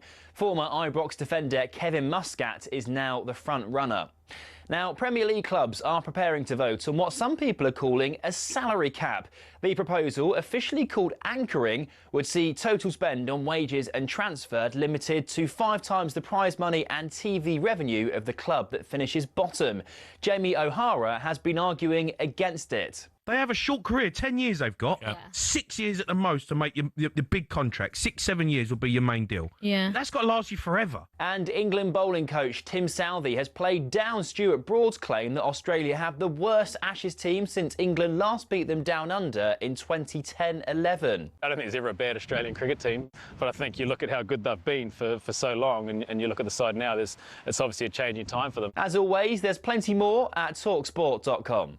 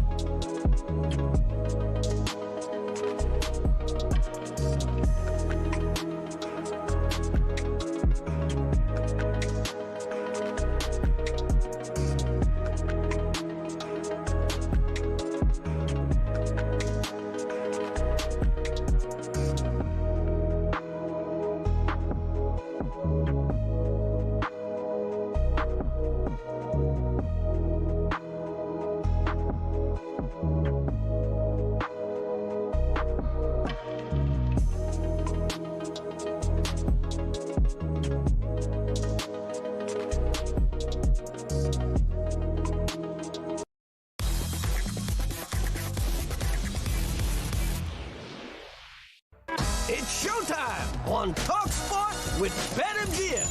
Get ready for the golden era of sports betting.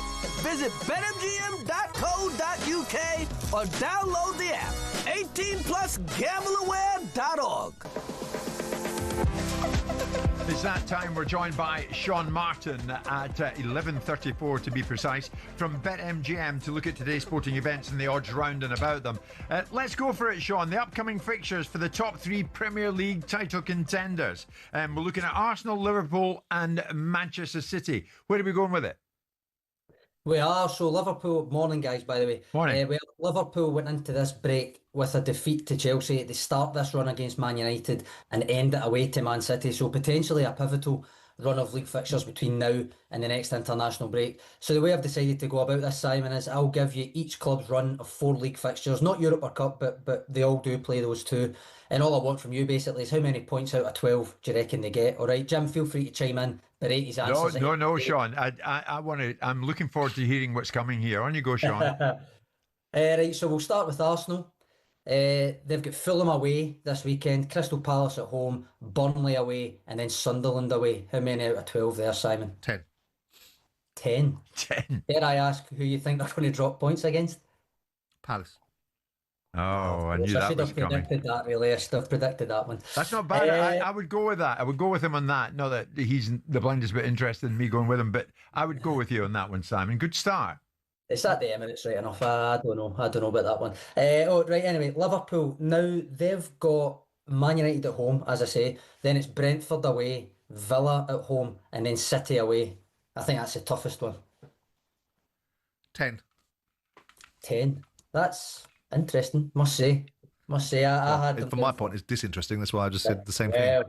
Well, that's the most difficult one, I thought, personally. I'm enjoying this. City, they've got Everton at home, Villa away, Bournemouth at home, and then finally Liverpool at home. Ooh. Could be 10 by any chance. Right. Is it not nice to be involved in this game that because Sean's put together? I never get it right. So all it is an opportunity for you to ridicule me at some later stage. Oh, you betcha. Right?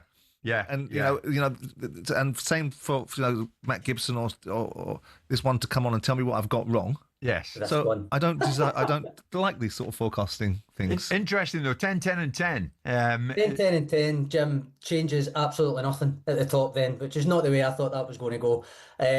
But so they've not increased their lead at the top after this. Was that helpful for you, Sean? Was that helpful for you? Not very. I'm not going to lie. Not very. Are you still confident Liverpool will overhaul whatever the gap is after this after these run of fixtures? Because I know you'd said the last time I asked it was still going to be Liverpool. Oh, you've jumped into the Arsenal camp now, haven't you? Am I confident that in the longer game that Liverpool can still win the title? Yeah, I mean, I think it would be remiss of me at this stage just to change my mind because this has been a run of form. But I do think that this should be Arsenal's season. I tipped them last year, which is tantamount to the walk of death for them. If I start tipping them now, they probably won't. But they've got the squad, Arsenal. They've got they've got everything in place now to be a successful title winner. And Liverpool are rebuilding, so it's going to be interesting. I made an observation the other day about Slot having a team that is now his team rather than someone else's. I'm sure that'll enrage Liverpool fans because obviously he's now the Messiah. And it's interesting because he's having to build a team around tragedies and losses of players and new players that he's brought in. Yeah. I still think Liverpool will be right up the top there. So it'll be Liverpool or Arsenal. Well, Okay. Arsenal 9 to 10 favourites, Jim, to win the title. Liverpool 11 to 4 you can get for them now, and City 4 to 1, which is still 1 point further out than when I said I fancied them at the start of the season. Funnily enough, so that shows what I know. What actually, Sean, in the passing, what's the bottom of the table looking like at this stage for you?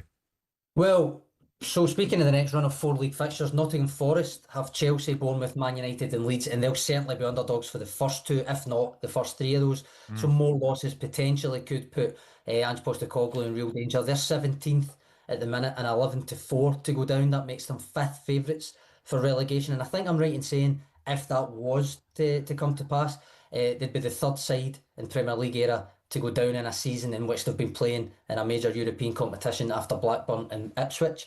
Burnley still lead the way, or so to speak, at 3-10 favourites to go down. Wolves also odds on at 13-25, and then it's Sunderland and West Ham at 6-4. And I still think that's incredibly harsh on Sunderland, given the way they've started, Jim. Yes, absolutely. West Ham still locked in there too. Yeah, West Ham 6-4 alongside Sunderland. Leeds, Matt Gibson's Leeds, I think I'm contractually bound to call them 3-1. Yeah. Brentford 7-2, and then it's quite a jump to Fulham at 9-1 after that. We will touch on a bit of boxing from 12, but let's turn our attention to Dave Allen and Moses Atoma. Where are we going with them? Yeah, so to my great surprise, Simon, we were both incorrect that Dave Allen might stop Makhmudov, but it does throw up a question of where he goes next, and that in turn brings us nicely round to mentioning the British title fight between Fraser Clark and Jamie TKV. It was meant to be next Saturday on the BBC, but of course looks like it might actually be end of November instead, doesn't it? Yeah. We have or had Clark 11-50 favourite for that, Jamie TKV 7-2. I've got prices there for Dave Allen against each of those guys. We'd have him 4-5 favourite against Jamie TKV, but 13-5 underdog against Fraser Clark. I think we all saw, despite his defeat, that Dave Allen, he's got the fan pool to do a memorable British title fight. Do you think that is the route, and is it one of Clark or Jamie TKV next year, Simon? Well, he's already fought Fraser once, hasn't he? And lost, Dave. And he attributes that as a fight that he didn't think he did himself justice. And I think he even alluded to the fact that he feels that he quit in that fight. And Jamie Moore is constantly saying he didn't. Look, we saw the levels with Dave. He took some heavy punishment against Makhmudov, so we don't know what's on the other side of this conversation. He wants a British title. He talked about wanting it first. He talked about the fact that he wanted to deliver that title because it would get some praise from his father. Yet he went down the route of Makhmudov because it was a shot to something, and there was some economics involved in it, and no one should blame him for that. Look, I mean, I think Fraser Clark will beat Jamie TKV. That's not discounting Jamie TKV's contribution to the fight. I just think Fraser has the tools to be able to get the job done in what I think possibly could be a very uninspiring fight when it actually happens. And then it's about whether all roads lead to the economics making sense of Dave Allen's popularity against Fraser Clark's popularity, against the reality of the British title being in the middle of it, and where Fraser wants to go, whether Fraser wants to do that dance, because Fraser's already beaten Dave Allen. If he's won the British title, Fraser will want to be using that as a launch pad for the European title, I suspect. Was that the short version? No, fair enough. I think that's a fair point. I just think that the fan pool alone would probably make it worthwhile for Fraser Clark to take possibly, that. But then it becomes about where, and then if Fraser wants to go and fight in Sheffield, or whether it's in the O2 in London or whatever else. And Atoma said to be going against Kubrat Pulev. Yeah, also, just before we go, I was listening to Frank Warren on with you lads earlier about Moses Atoma, Kubrat Pulev. Market-wise, expect Atoma to be going in as favourite, maybe around about similar odds as before the Dillian White fight in August, maybe slightly longer. I did notice the BBC reporting, though, that Pulev's agreed a voluntary, I don't know if you saw it, Simon, in December, so that would presumably push this to what, April or May next year, and that would mean we're back wondering will and who Atoma fight in December again then, aren't we? I take it we still expect a December fight. I think Frank will push for it, won't he? Well, I think it doesn't really matter if Atoma fights Pulev or someone else is going to knock him out. It's until he gets... I mean, Pulev is 44 years of age. He's been seen and done. Yeah. Right? He's been beaten by Derek Chisora in one of his last 4 fights. He's going to get knocked out by Moses Atoma. We're not going to answer any more questions because at the end of that fight, we're going to turn around and say, well, he was 44 years of age and he was this and he was that. So the key component is, who does he go against? When do we get Moses in against one of the top 10 heavyweights? That's what we want. That's what we want to see. Sean, thank you very much indeed. Remember, visit betmgm.co.uk or download the app. 18 plus, begambleaware.org. It's showtime on talkSPORT with BetMGM. Keep things golden with responsible play at betmgm.co.uk. 18 plus, gambleaware.org.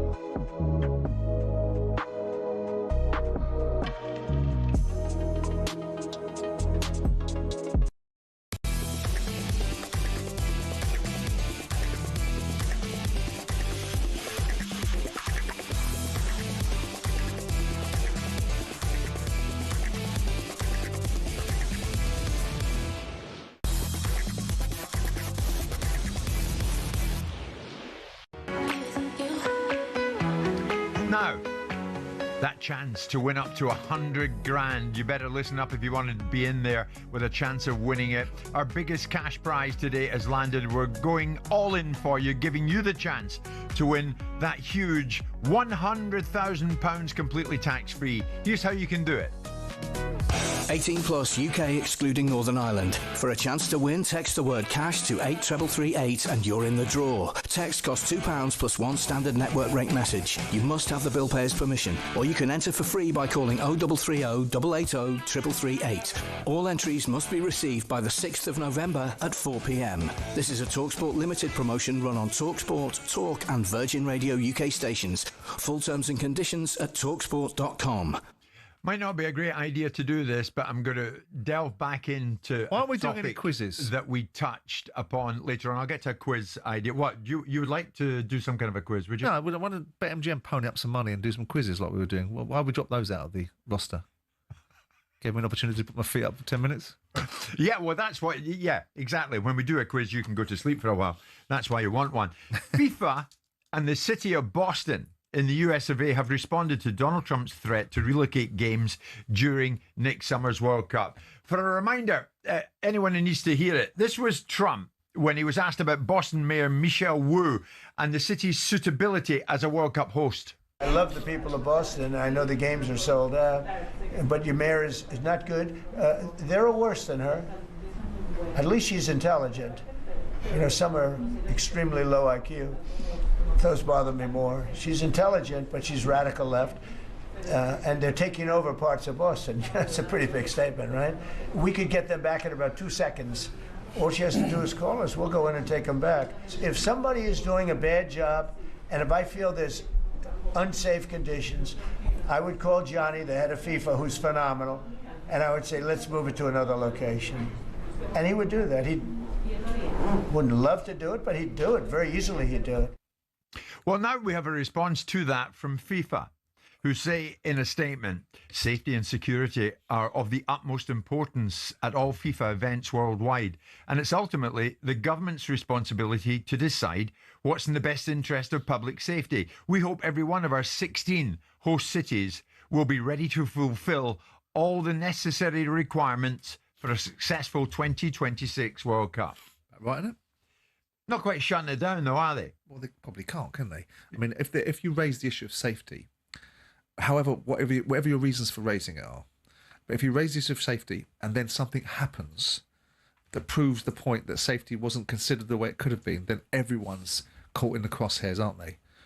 So, you know, whilst we were suggesting that Trump's motivations are, and he may well be, you're probably right, he wants to smack a Democrat. I mean, if you listen to her ridiculous statement, because someone doesn't like something, because someone's concerned about immigration or someone objects to something Gary Neville said, doesn't make them a hater.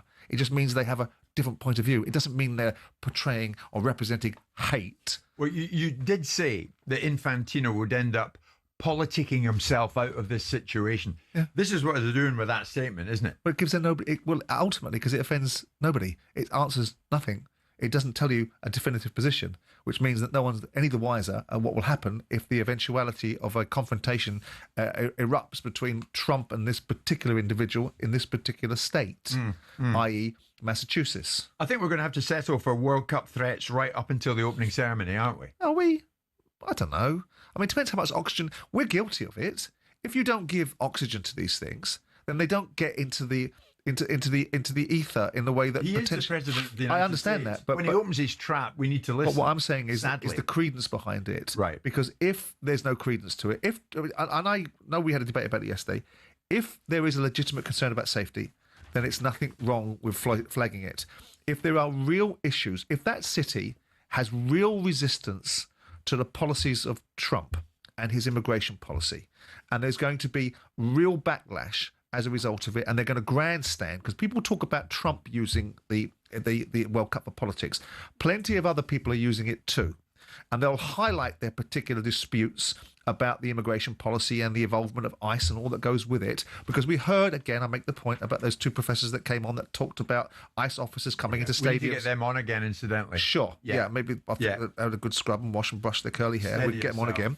The fact of the matter is that if there are real issues about it, then it needs to be brought to the fore. I think it will find its level. So do I.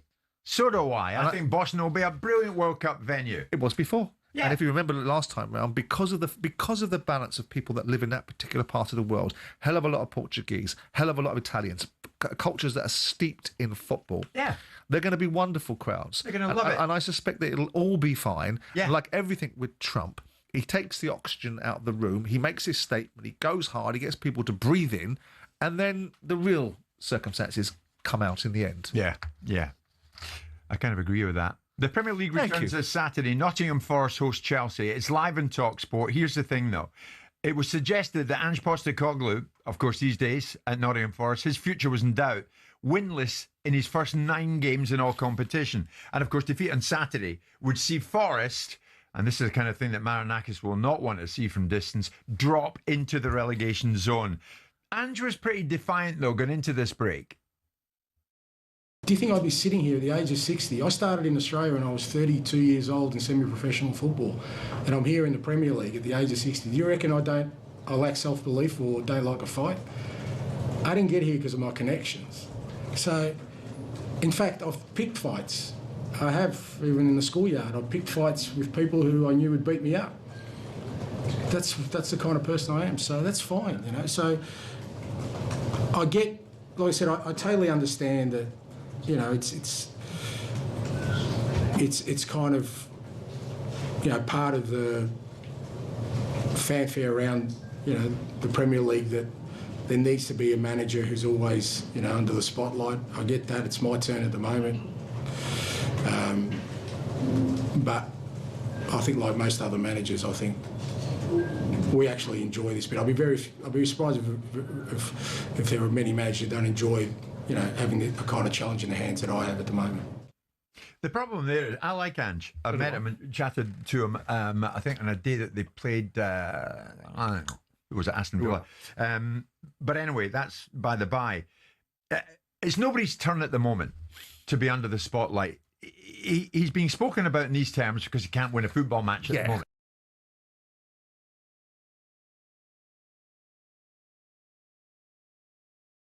Why Postecoglou is in focus is because Nuno Espirito Santo was taken out of the football club in a way that Nottingham Forest fans don't agree with. They want to agree with their owner because he's done such wonderful things for the club. They want to back him because ultimately he's been so successful. It's like having a fight between your two favourite uncles, isn't it? Between Nuno Espirito Santo and Ange Postecoglou. They've both done wonderful things for the club. So Nottingham Forest fans are saying, well, hang on a second. This guy produced us our most successful season in God knows how many years. Everything's going in the right direction, and he's ousted. And then in comes Postecoglou. We've got mixed emotions about, because ultimately they finished 17th in the league and they won a very poor Europa League Cup final, but Postecoglou gets that badge of honour saying, I'll win something every 2 seasons, and then they don't win a game. So that's why Ange is getting the focus, and because he baits the media. He wants to go toe-to-toe with the media. He does it for his own reasons, because sometimes it feels unwise. Sometimes it feels unwise to pick a fight with certain sections of the media, because all you know is they're going to be waiting in the weeds. Well, you say you don't like worry about set pieces. Every time a set piece goes in, people are going to be writing about it. The problem that he's got is that he's on the ropes, Simon. And this problem will be somewhat alleviated if Forest beat Chelsea live in talkSPORT this weekend. Of course. End of story. Of course. That's what it's about. Of course. But he's winless in 9. But in between then and then, he's got to manage press conferences. So if he manages press conferences in a way where he's like, well, I'm confident in myself, and people are going to go, oh, what's that body language? So he has to come out another way. He has 2 ways of doing it, fight or flight. Right? He's a fighter. So his default reaction is, I'm in a press conferences. Words are ultimately what are helping or hindering me. So I'm going to go with whatever words I think are best until my bloody team puts a performance out in the field where my words are irrelevant. Yeah. That's the bottom line, isn't it? It is, isn't it? It's all about savvy and what you say at a time when you're against the ropes. But if you're in their world, right? There is an element of them thinking, well, the needle, the bottles, who's it spinning to now? It's spinning to me. Because when you'd have conversations in the media, in spaces like this, where we talk who's in the sack race, who's going to get fired, it will then make managers feel that, well, what a lovely way to speak about us. It's become part of the modern dialect to have a conversation about the sack race. Who's going to get sacked? What a delightful little conversation. So it's no wonder that managers build up this little resistance in the back of their minds that says, oh, it's my turn, is it? And to some extent, he is right. It's his turn because he's put himself in that very position. But what, 5 minutes into a bloody job? Simon, nonetheless, to a certain degree, owners create that environment. Well, yeah, they do. And the guy at the top of the house is Evangelos Varoufakis. But owners react to some extent to the conditions of the pressure that's being built around fans' expectations, media representation of circumstances. So we've got this self-fulfilling prophecy, which is you must give managers more stability and more time, whilst the media spends its entire time talking down managers and talking about jobs. In this instance, regarding this particular club, we saw what happened. The previous manager got them into Europe for the first time in God knows how long. That doesn't alter the fact. What was his reward? Goodbye. But that doesn't alter the fact that Postecoglou is coming into a football club that had started the season not particularly well and is finding his way into a new environment. Now, I don't think that he should be given a dispensation, but I think the pressure that's already on him from both the fans... I mean, the fans' reaction to him is ridiculous. I mean, it's ridiculous. There was some Jurgen and that is in part created... But that is in part... I'm not blaming us. I'm just saying it's the nature of the beast. And that is in part the creation of media, because media turns everything into a circus of debate. And one of the big things is about managers being fired. It's the creation of the environment created by owners. Well, not necessarily. And this particular owner is right in that category. Let's agree with you for the purpose of this conversation, saying that owners pull the trigger. They're the gun that pulls the trigger. Who puts the bullets in there? To some extent, performance, but also the expectations of the industry. Who creates expectations of the industry? Who built up, when years and years ago, when England managers were getting panned by newspapers, getting pictures of turnips put on their heads and God knows whatever else, and the Wally with a brolly. Who did that then? Who created that culture? It's not the same now. It's different now. Oh, it's not too dissimilar. It's just a bit more. It's a bit more clandestine. Says the man who sacked how many? Oh yeah, absolutely. And I didn't sack them because of the bloody media. I have to agree, absolutely. No. But I did feel the noise, and I do feel the industry and the expectation created on me. Now it's up to me to resist it. Yeah, it's up to owners to resist it. Yeah, it's up to owners to stand tall, which is what I always say. Which is what I was saying to Russell Martin's employers. If you employed him for a reason, and you still think that reason is there, and you haven't bought a pup, you actually bought the real thing. He's just finding a little bit of time to get his feet. Then give him his head. Yeah. They didn't, and there must be reasons for it. And that's probably because they didn't make the appointment, and they devolved it to other people that didn't have the real chops to make the right appointment. But I'm not criticising us. I'm just saying all of these things, like the argument we had about Mourinho the other day, in isolation, Mourinho shouldn't have said the things he did. It was amped up by the media. If Mourinho hadn't done it, it wouldn't have been amped up. Correct. But the reporting of it did have a contributing factor to the outcome. Mm-hmm. Yeah. And the reporting and the industry that we create with all the noise and the show business that goes around it does create a culture where owners are less likely to let things gestate. Thank you for that. Different approach on Monday. We're coming on live at 10. And for the 3 hours on Monday, we sit here in silence. We say nothing. Good. An opinion about nothing. Silence. It's 12 noon. Some would say some of those opinions are worth that.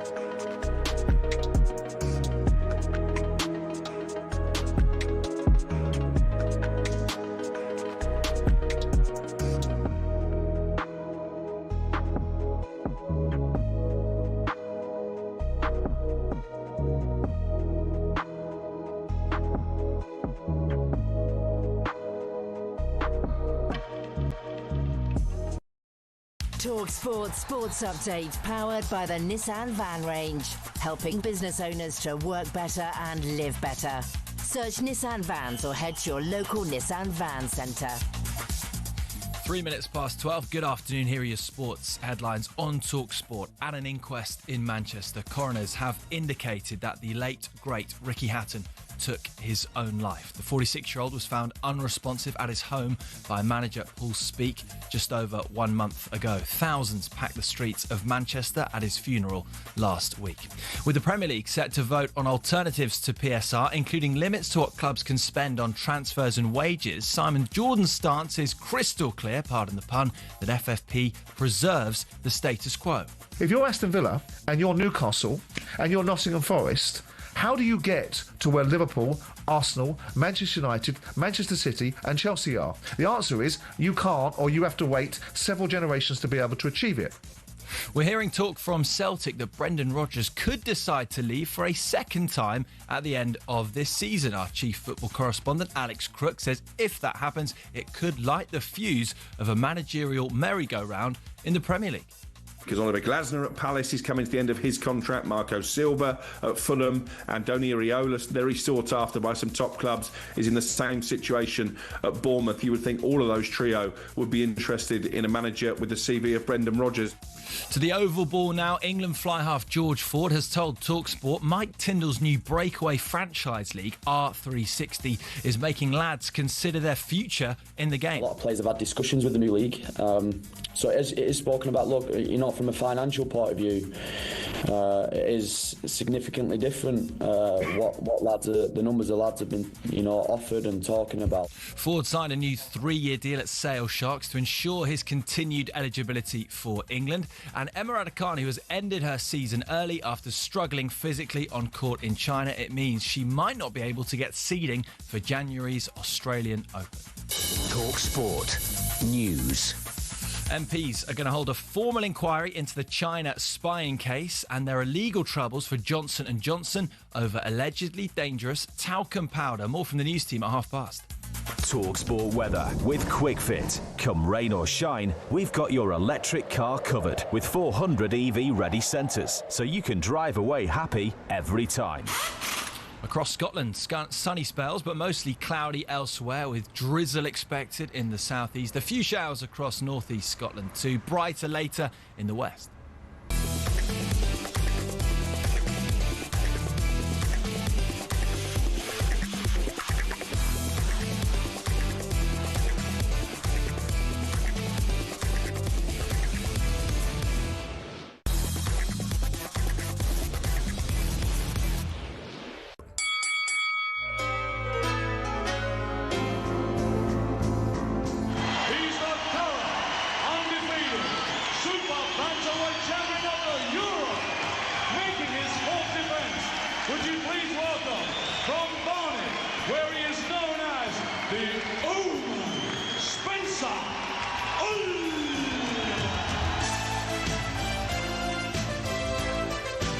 Good afternoon, everybody. It's the music that boxing fans love, because for the next hour we shall embark on some boxing chat right here live on talkSPORT. We're also live on your telly as well, even Prime Video. You can find us everywhere these days. But that's the walk-on music for one Spencer Oliver, who's in town and in the studio and sitting to my right unusually. Good afternoon, Spence. Good afternoon, Jim. How are you? I'm good, mate. The reason you are sitting where you're sitting is 3 has become 4, and I'm delighted to say we're joined this lunchtime by boxing manager, a man who looks after, amongst others, Daniel Dubois and young Cattrall, who's still got a few things to prove in the world of boxing. Sam Jones is with us this lunchtime. Sam, good afternoon to you. Hello, guys. I feel like it's been a while. It's nice to be here. Nice to see you all. It has been a bit of a while. This is...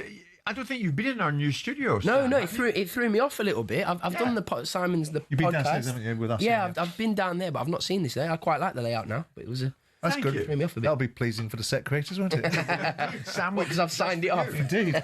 Sam, it's good to speak. I mean, you are hot-footing it after this to Bethnal Green, a weigh-in involving Adam Macca, who's on the undercard of the British Commonwealth middleweight title fight between Kieran Conway and George Liddard at York Hall. Talk to us about that. A lot of interest in that. Yeah, so I've not been to York Hall for quite a long time, but it's an iconic venue, isn't it? So it's quite good to go back. It's going to be packed, good atmosphere. It's a good domestic dust-up as the main event, but I've got young Adam Macca making his 3rd professional outing, so looking forward to that. Iconic venue, isn't it, Spencer? Certainly you love is. it. Yeah, I boxed there, amateur and pro. A lot of success there. I think I had my 3rd professional fight there. I won the schoolboys and junior ABAs there as well. So it's a great venue. Yeah, I mean, it's like the atmosphere in there is insane. When you talk about the Mecca of British boxing and where the best fights have been held, the history in that place is insane. Everyone wants to box there. Yeah. I mean, it was only days ago, Anthony Crolla surprised us somewhat, Sam, because he came up with British boxing, allegedly in his eyes, facing a crisis, and the small hall shows being decimated since the arrival of Turki Al-Sheikh. Do you recognise that at all? I don't think it's in a crisis, but look, Anthony might see things different to me because some of his fighters might be affected from it. But all I can see is sometimes you can't really win because the best fights are getting made, but then sometimes the lower scale, the smaller hall, there might be fewer shows. But I think it's the same as like the shows have been. I don't think it's been cut in half, but there are less. But I think it's because there's some other shows happening elsewhere, so you can't really win with it. But I don't think it's a crisis. But you can understand points of what he's saying, but at the same time is that for the first time in a long time, we are getting the fights we want to see that we wouldn't have seen and that fans were complaining about years ago that weren't happening. I sort of disagree with that as well, because I think if you go to York Hall regular on a Friday and Saturday night, we had a show there last week on a Friday and Saturday night, and you look at some of these kids that are coming through, because that is the grassroots of boxing, and this is how all these guys get the opportunity. And when you're saying these big fights are happening out in Saudi Arabia, and you have people like, you know, Eddie Hearn and Frank Warren's guys, they box at the York Hall on these smaller hall shows to keep ticking over and whatnot. And you get 50-50 fights because obviously it's for the paying public and we maybe not got the TV opportunities for these fighters, and they want to get on those bigger shows. So I think that the small hall shows at York Hall are thriving bigger and better than they have been probably in history. I agree as well. Just sorry to go straight back in, but like you've got the emergence of like GBM. Is he as if he's doing great? Like I wouldn't even call what he's doing small hall, but top tier Johnny Clark. Like it's tier kind of 1-4. It's quite thriving. Mark Nelson. So when I saw that, like I thought, from my perspective, I don't think British boxing's in a crisis. That's just my I think British boxing's probably stronger than it's been for a long time. You're talking about boxing being broken. That's over the other side of the water. You look at in the US now, you know, not dominating the Olympics like they used to, and look at the heavyweight division, and you know, you're going. Irony of it is, we have the least amount of world champions at this moment in time. Yeah, but Simon, but you look at what's coming through. You look at the whole thing. You go into the gyms and you look at the young kids that are coming through and the talent that are coming through. Moses Atauma will be the next dominant force. You can make an argument for every eventuality. What Sam is saying is that with the yin goes the yang. I mean, 1,200 seater capacities. You're seeing fights now being made. I mean, would Dave Allen have fought, a couple of years ago in an auditorium with that level? Would Fabio Wardley be fighting at Portman Road against Justice Hooney?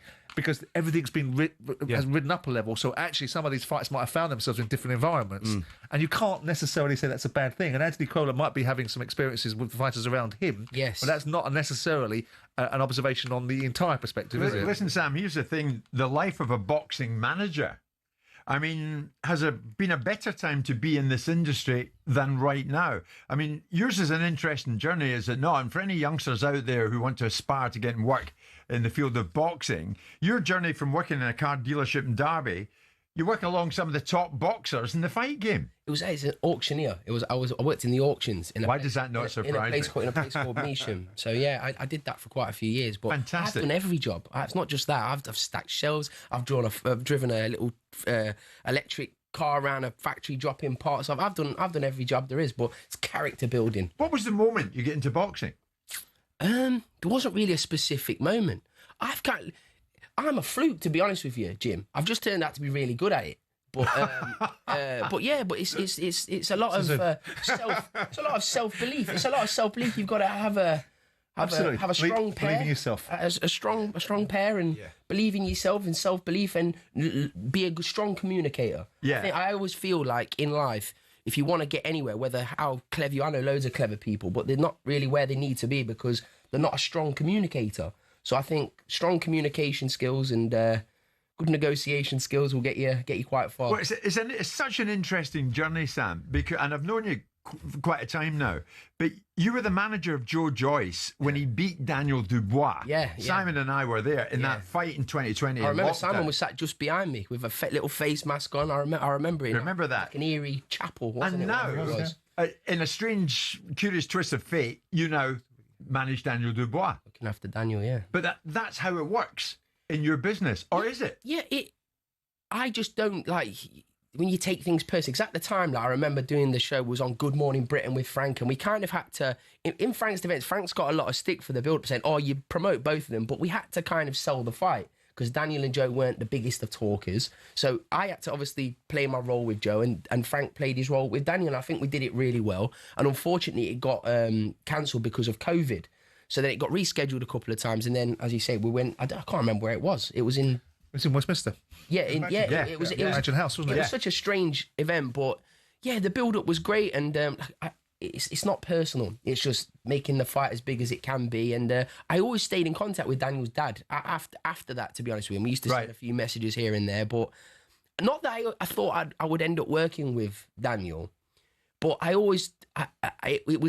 was always in the back of my mind that it could maybe potentially happen, because you never know in boxing, do you? Because you look at promoters that promote different fighters, and And I'm glad you're in here, Sam, because we want to talk more about Daniel Dubois. We want to talk more about Jack Catterall, and we'll do that after this break. As I say, Sam is going to hot foot it down to Bethnal Green as a weigh-in that he's got to attend there. And we'll also be looking at, sorry, Simon, Eubank Ben 2, Jim White and Simon Jordan, with Spencer Oliver and Sam Jones. And we're live in talkSPORT this lunchtime with Selco, where the trade goes.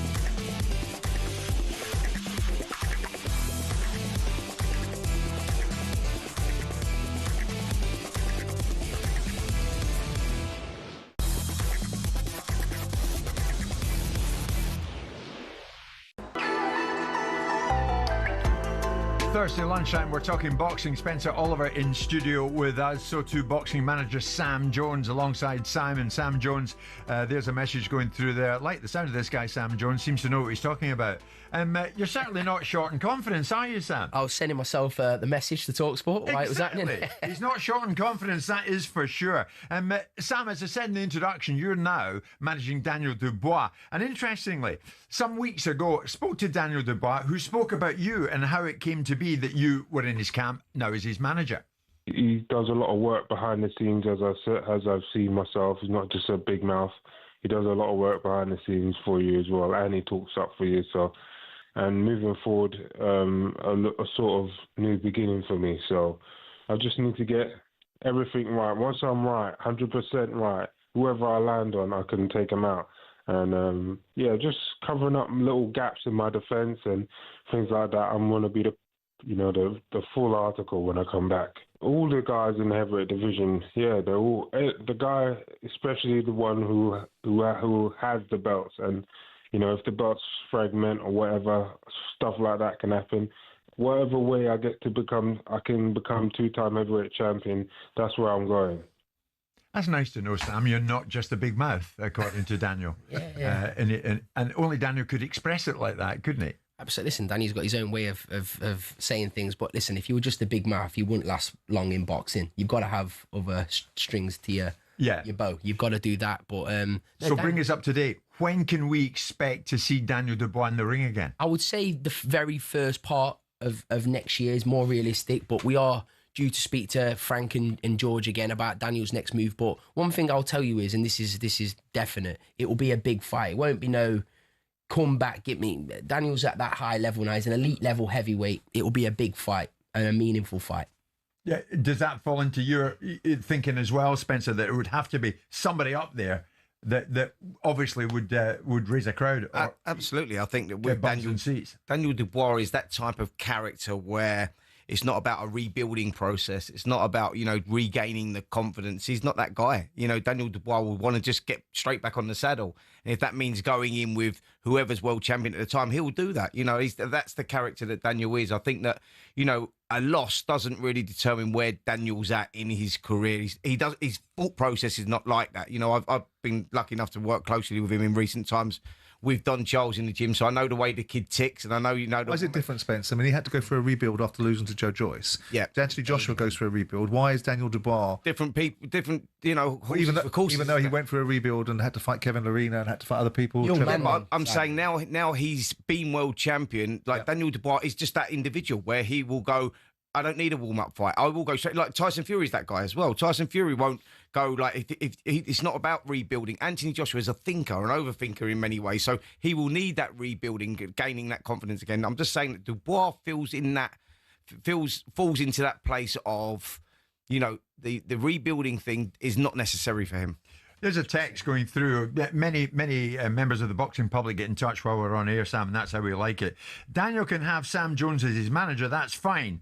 But unless he gets a new heart, he's up against it. Yeah, it's easy for her to say. Who read out who said that? Hersey, who's a big boxing fan. Hersey. Ask Hersey to go and stand in front of Alexander Usyk for 12 rounds and in the first time, whatever. That's a silly example, Sam. No, it's not a silly example. Daniel Dubois is a professional boxer. That's his job. People have a lot to say. Like I might have said something in the past. He boxed Joe Joyce as a baby, right?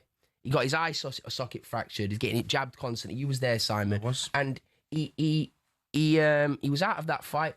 He rebuilt and he became heavyweight champion of the world, right? He lost to Alexander Usyk. Once Usyk Usyk beats everybody, by the way. He beats everybody. He got caught with a big shot, and that's the end of that. Look at the fight he boxed against Joel Miller. Everyone was backing against him. Hrgovic, everyone was backing against him. He showed great big round ones for that one. And we are where we are. There's a lot of people. And he knocked Anthony Joshua. There's a lot of people, Spence, isn't there? There's a lot of conversations that get had about Daniel, about this difference between a quit mentality or having the gag reflex. You talked about it, Spence, about the level of pain that someone's prepared to endure to overcome the adversity. And this constantly gets thrown into the conversation with Daniel, be it right or wrong. And it's a silly observation to say to somebody, just because they haven't been in a boxing ring, that they're not allowed to have an opinion. A professional boxer has the courage to be in a boxing ring. I'm sure Daniel Dubois perhaps couldn't go into a business meeting and negotiate a business deal. That's why he has you there. And it doesn't mean that ultimately you denigrate Daniel Dubois because he can't do it. Someone's got an opinion about something. It's a relative opinion, but we're talking about the heart of Daniel Dubois. Do you think there is an argument? Well, there? listen, I think every fighter has a different pain threshold, doesn't he? Like where they're willing to go. I mean, you've got to be a gladiator to get in the ring first and foremost, and to get to a certain level, you know, that is an accomplishment on itself. But you go different fighters. You look at someone like, you know, if you bring someone like Cole Froch into the equation, where you go, this guy will go to the depths that not many people will go to. Yeah. And there's different levels of that. And Daniel Dubois' level is one lower than someone like Cole Froch, for sure. For sure. You can't deny that. You know, I know the fractured eye socket he saved his own career by the way then, and I think that was a very sensible thing to do when he went down and he got accused of quitting then. Well, that was wrong because people didn't know the extent of the injury. He got accused of quitting by other fighters. It's more though. It's not about sticking off it. It's to look at the defeats though. Joe Joyce, I was managing Joe Joyce at the time, and I felt that it was far too soon for Daniel Dubois. Joe told me before, in sparring, he goes, used to hate sparring Daniel Dubois because he just used to buzz everybody in sparring. He was a big, heavy-handed. But we were confident because of the timing of the fight, right? Yeah. Since then, he's knocking people's spark out, become heavyweight champion of the world, and if that's done on people saying half a heart or whatever, then imagine half a heart and he's become heavyweight champion. He's lost to Usyk, the greatest fighter of this era. I think the argument though, Sam, is that, you know, when Daniel is in that fight, and he will be there again, and he will get tested again, and they'll get into those penultimate rounds when you get into like 9, 10, 11, 12, you go, where then the physicalities sort of leave you and it becomes a mental battle. That's the question, is where Daniel is mentally, as in how far he's prepared to go, and I think that will always be there. Yeah, listen, if that's people's criticism, then fine, but I believe genuinely, wholeheartedly, and I wouldn't have got involved otherwise, I believe he's going to become a 2-time heavyweight champion of the world. Did you advise him, Sam, to split from Don Charles? That was a decision made by Daniel. It was a decision made by Daniel. And if it wasn't, I would say so. Yeah. I would say so. Daniel's got his way. Daniel felt he needed a change, and that's what he's done. People forget he's 28. Yeah. He's a man. Like, I know people have their perceptions of it, but he's a man. He makes his own decisions. And I think with Daniel as well, if you look through the history of that, he started with Martin Bowers, and when he felt like he'd had enough there and he needed to learn some more, he moved on. Look at AJ Spencer. Look at AJ. He's changed his trainer more time, like plenty of times. Some fighters do that. It is what it is. It's just something. Joe Joyce was the same. Joe Joyce had four the or other five talking coaches. point that's always around Daniel, these gatherings. These get-togethers on the day of a fight. Yeah, it was described as a party. Yeah, and of course the Dubois clan came in for criticism around that. Will we see a repeat of that? No, but that's not. Is that you putting your foot down? No, it's not about me putting. If you ask my advice, no, it shouldn't have happened. But the bottom line is, before the Anthony Joshua fight, there was people that came round to kind of galvanise Daniel. Right, he won. Right. And if the same thing would have happened against Usyk, it would have been like, it's genius. But at the same time... But that gathering was much smaller than the first one. Yeah, correct. And the second one may have got out of hand or whatever, but... Well, it was a party, wasn't it? Whatever it was. It's not going to happen going forward, and I think people are kind of regurgitating the same thing about this gathering. Who cares? Let's get on with it and judge Daniel in his next fight. I know you've got to shoot to Bethnal Green before I'm all right. Don't worry.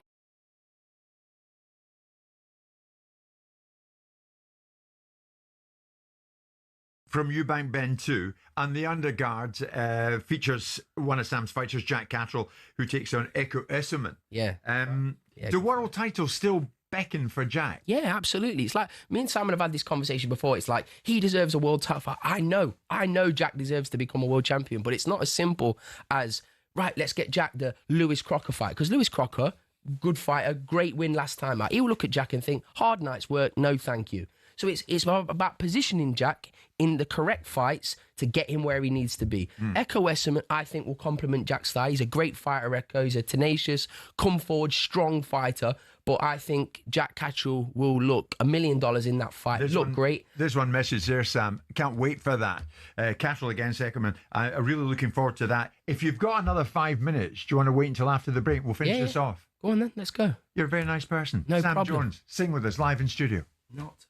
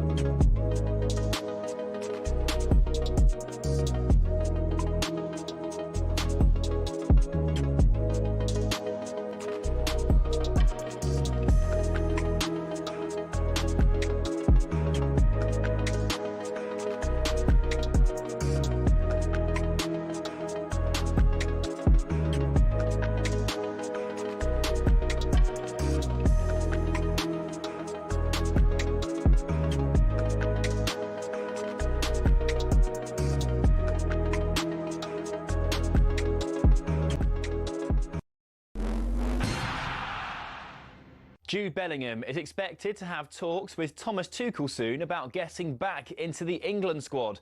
The German has spoken about his non-negotiable standards on work rate and behaviour. Gabby Agbonlahor has told talkSPORT Jude must go to the World Cup, but England is not the Bellingham show. Thomas Tuchel's got to have a good word with him and have a good chat and make sure he understands. Listen, it doesn't matter who you are, Foden and Palmer might not make the squad. Elsewhere, Danny Rowe is the latest man to pull out of the race to become Rangers manager, saying it's not the right time. Former Ibrox defender Kevin Muscat is now the front runner. Now, Premier League clubs are preparing to vote on what some people are calling a salary cap. The proposal, officially called anchoring, would see total spend on wages and transfer limited to 5 times the prize money and TV revenue of the club that finishes bottom. Jamie O'Hara has been arguing against it. They have a short career, 10 years they've got. Yeah. 6 years at the most to make your big contract. 6-7 years will be your main deal. Yeah. That's got to last you forever. And England bowling coach Tim Southey has played down Stuart Broad's claim that Australia have the worst Ashes team since England last beat them down under in 2010-11. I don't think there's ever a bad Australian cricket team, but I think you look at how good they've been for so long and you look at the side now, it's obviously a changing time for them. As always, there's plenty more at talksport.com.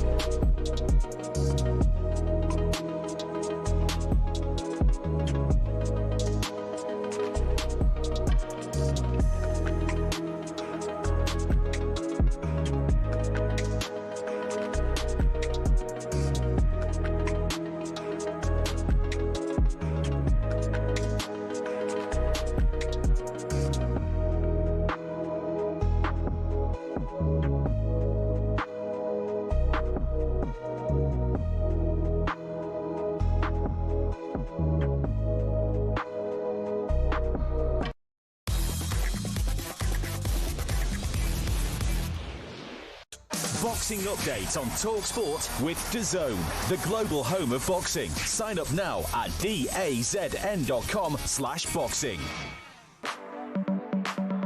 Now then, this Friday, Kieran Conway puts his British and Commonwealth middleweight titles on the line against undefeated George Liddard, York Hall.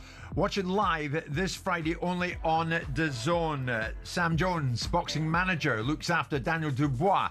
Jack Cattrall, still in our midst this lunchtime before he pops down to Bethnal Green. Spencer alongside me as well, of course, as Simon. Sam, we were speaking there about on the undercard of Eubank Ben 2, your man Jack Cattrall against Eko Esserman. Yeah. But it begs the question, what saw Jack's split from his longtime trainer, Jamie Moore? What happened there? It's Jack's been with Jamie and Nigel 9 years, and not to bore anyone to death, but Nigel's the best man at his wedding, so they're all ever so close. But Jack felt that he needs to kind of put himself in a more uncomfortable position, tough sparring, and he's taken himself. And he needs a lot of respect for it as well. He's taken himself to Philadelphia. And I won't bore you to death with this, Jim, because I'll get it out quickly. Jack did his first session, got off the plane, did his first session. And later that night, he just had some dinner with me. And his new coach, Bozy, texted him saying, can you come to the gym and do another session? And Jack was just like, yeah, that's what I'm here for. And I was laughing. I says, imagine if he tells you to get in the ring and spar Boots. Because Boots was fighting a southpaw last weekend, and it was a joke. And then literally, Boots was there wrapping his hands up, and he said, and I looked at Jack and I was like, oh, I like moved in that gif when Homer Simpson kind of goes into that hedge. That's what I did with Jack when he was. And says, right, get in the ring and did 8 rounds. It was serious, but no, going back to that, it's just a fresh. At this stage in his career, that's what Jack's doing. Yeah, I think it's all about reigniting that spark. Sometimes a fighter gets a little bit stale, and Jamie and Nigel are brilliant trainers and good friends, as I know, with Jack. But you go, sometimes he's got to take things into his own hands and say, look, I need something fresh. I need something new. Boots, Jerome Ennis, going into that camp, sparring with him as well, is only going to reignite that spark. So I think it's a very good move. I think that Jamie and Nigel done a fantastic job and took him to where he got to. Yeah. But sometimes a fighter needs a fresh start, and it's a good move. And Sam, we all know Simon's views on this. Eubank Ben too, which are pretty much similar to his views of the first Eubank Ben fight, which Eubank Jr. won. Where are you with it, Sam, going into it? Is it really going to catch the imagination again? It's going to be round 30. You're going to get the same type of fight. And listen, Simon's got his opinion. That's what everyone's entitled to. But look, it's at a football stadium, and it's like it's Jack's on the undercard. So I've obviously got more of a vested interest in the night. But I just think anything that can go in a football stadium, especially in the middle of November when it's going to be freezing cold, is great for boxing. I'm not saying it's not for a world title. I know what Simon's saying. It's not for a world title. He's saying it's a pointless fight, whatever. But I just think because it's a commercially big fight, right? It's a commercially big fight. It's a juggernaut. And as I say, as a boxing fan, I enjoyed the first one. The dramatics of seeing you again. It was like WWE, wasn't it? When he got out the car and Adam Smith's voice saying he's here. It was the noise when he got out of that car was amazing. The whole event was special, and the fight I thought was absolutely fantastic. And I think it'll be more of the same on round 13. Is it more of the same in terms of Eubank Jr. doing it again? Listen, I've got my opinion. I think Conor Benn will win. I think that Junior, it would have took more out of Junior the first one than it did Conor because of Conor's age. He's 28, 29 in his prime. I think Eubank Jr. is slightly past his prime now, but one thing about Chris Eubank Jr., he is as tough as a pub rump steak, isn't he? So what does Conor do differently to win this fight? I think fight with less emotion than what he do, because I think in the first fight, well, I know Can he do that though? Yeah, absolutely. You saw in the press conference, the build-up, he was more. He was composed, measured. Yeah. That's the word I was looking for. Yeah. He was measured. He was composed. He wasn't letting you. It was more let him have his chats with Eddie Hearn, and Conor was kind of sat there just focusing. He's got a job to do. I think if you fight with less emotion and concentrate on winning rather than hurting Eubank, he'll do the job this time. But Eubank Jr., like I say, tough as a pub steak. And while we still have you, tell us about your boy Pat Brown. What's happening with him? Listen, I was talking to Simon there, and Simon knows a lot about Pat Brown. He's going to be it, Jim. He really is. He's going to be one of the faces of British boxing. He's just got everything. He's got absolutely everything. He can box, but he can fight. He's exciting. And if you speak to Dave Allen, right? And Dave Allen will tell you this. He sparred everybody. The AJs, everybody. Vladimir Klitschko. He says the hardest left hook I've ever been hit with in my life is Pat Brown. So if you don't believe me, believe someone like Dave Allen who's been in there with him.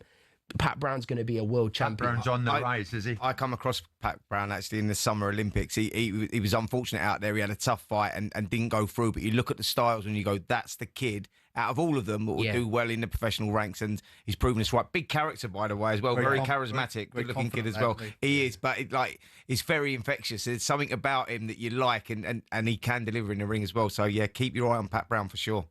He says, or you say he could be the new face of British boxing. Do you think Ben Whittaker might fit that bill? Especially now that he's swapped stables and he's swapped boxer for Matchroom. Do you know, I don't know how this is going to come across, but do you know when I just said there, Eubank Ben is a commercially great big fight. Ben Whittaker is a commercially great fight. We've not quite seen the substance just yet with his ability. We saw it in the Liam Cameron fight. It was more, I think that's how he should have approached the first fight, and that's what he should have done. But Ben Whittaker, no one can deny. Listen, I tried to sign him. Everybody tried to sign Ben Whittaker. He's commercially huge. Yeah. And it's a massive signing. And if he's headlining in Birmingham again, I've got my young fighter Cameron Vong rematching Gavin Gwynn. So it's good. It's good for me that he's going to be headlining these shows in the UK. I was just thinking about Pat Brown's biggest challenge is the weight class he's in, because it's a weight class that doesn't engender that much interest. Cruiserweight is not a great weight class for someone to make the star of themselves. And is he going to lend himself to being a heavyweight? Simon, he'll be a unified world champion at cruiserweight, and then he'll be straight up to heavyweight, and he'll be beating all your favourite heavyweights as well. Well, do you know the good thing for Pat Brown is that all the cruiserweights that were at that level when it was quite an interesting one have moved up to heavyweight. So the heavyweight division, whereas in the past when you're talking to Anthony Joshua, Tyson Furies, where they were all big guys, they're now a smaller generation. Even Moses Atalma is a smaller heavyweight than them sort of guys. So the move up is possible. You've got Jai Opetaia who's going to move up as well. So it's going to be an interesting time for Fidel Riley. Absolutely. Frank Smith of Matchroom criticised boxers' matchmaking.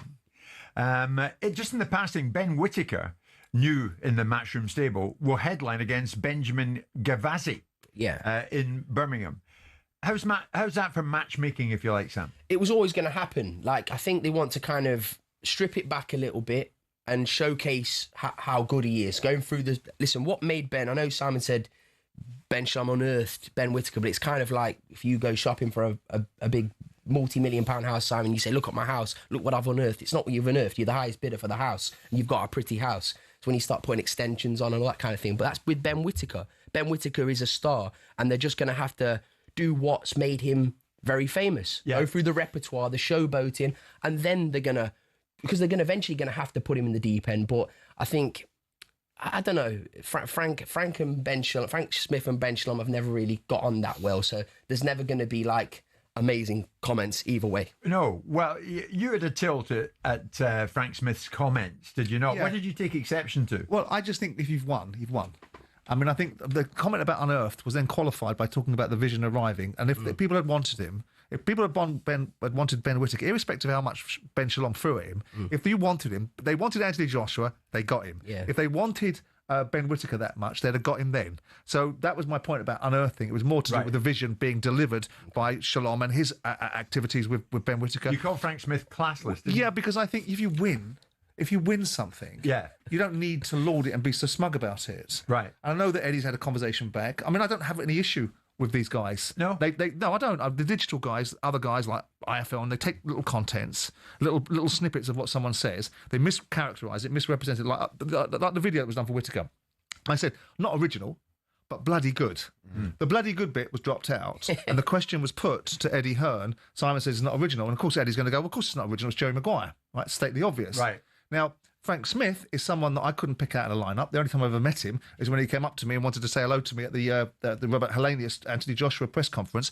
And I don't mind having a bit of disrespect from Eddie Hearn towards me because I bring it on because I made comments about him. I'm not going to take it from one of his little underlings, so he doesn't like it. All right. So it's clever, that's all. Frank Smith did bite back. Are you not going to take this either? Have a listen. Simon Jordan worked his way from nothing, from what I can see or tell. I don't think he came from money. He did amazing things. Did you? Yeah, I mean, I haven't done what Simon Jordan's done, so respect to him for doing what he did. I also haven't lost everything nearly like Simon Jordan has, so, you know, only time will tell. I don't know what all the hate's about. Like, maybe he's all right. He just says stupid stuff. He says I'm classless, I'm a bag carrier, I'm a tea boy. Yeah, I'm great at making tea. Like, brilliant. He's a very bitter man. Like, look at him in everything he says, everything he does. He's a bitter man. Like, that's the reality of Simon Jordan. Is I don't know why he's so unhappy. It is what it is. I don't lose sleep over Simon Jordan. I like responding to him because it gets the people going. It's provocative. Are you unhappy, Pat? Well, that was a bit like Eamon Andrews, wasn't it, doing This Is Your Life? I understand he came from this, not from that. He doesn't know anything. Look, the only person that I've ever really had an issue with was Eddie, because Eddie tells great big whackers at times, and he got pulled up by it a couple of times by me. And quite frankly, if I call Eddie Hearn a coward, which I did at the time, I expect him to ever go back at me. Now, if one of his little underlings wants to turn around and talk about my finances, then I'm going to say, well, who are you? So I don't hate anybody. I make observations. I'm blunt, I'm to the point, and isn't that a good thing to be? It's a very good thing. They just don't like it. They can't take it. You're not bitter. Little children going, oh, someone says something. Oh, he's a hater. What's a hater? Someone that says something you don't like. That was on the Stomping Ground channel that Frank Smith was coming away with his comments about Simon. Sam Jones, thank you so much, my friend. Always good to speak to you. Thanks for having me, guys. Tell Daniel Dubois we say hi, and we'll have him on again soon. Simon will see him next week at the Parker Wardley show, so ask him yourself. Looking forward to it. And good luck tomorrow night. Thank you very much. York Hall. Sam Jones leaving us, which leaves Spencer with myself and Simon. How lucky are you? 1:45.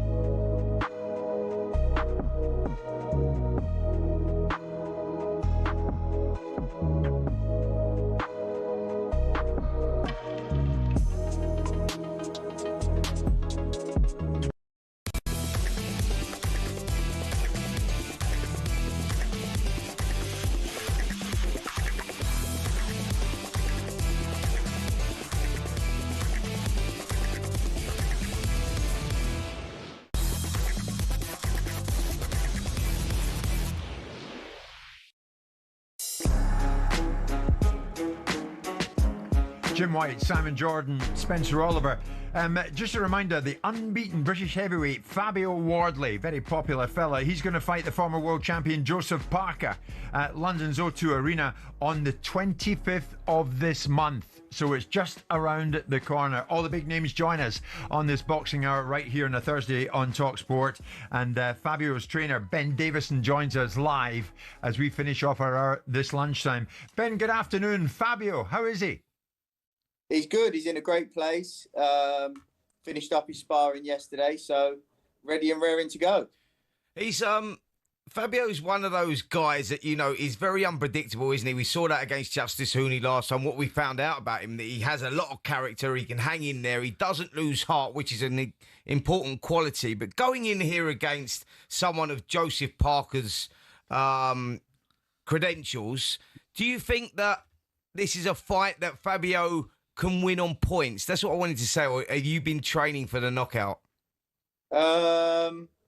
I think we pretty much always train for the knockout, to be honest. But along the way, you know, you're trying to bank rounds along the way. We made it clear and spoke about it afterwards, where against Justice Hooney, we did feel like he wasn't going to be able to bank rounds. I don't feel like that's the situation here.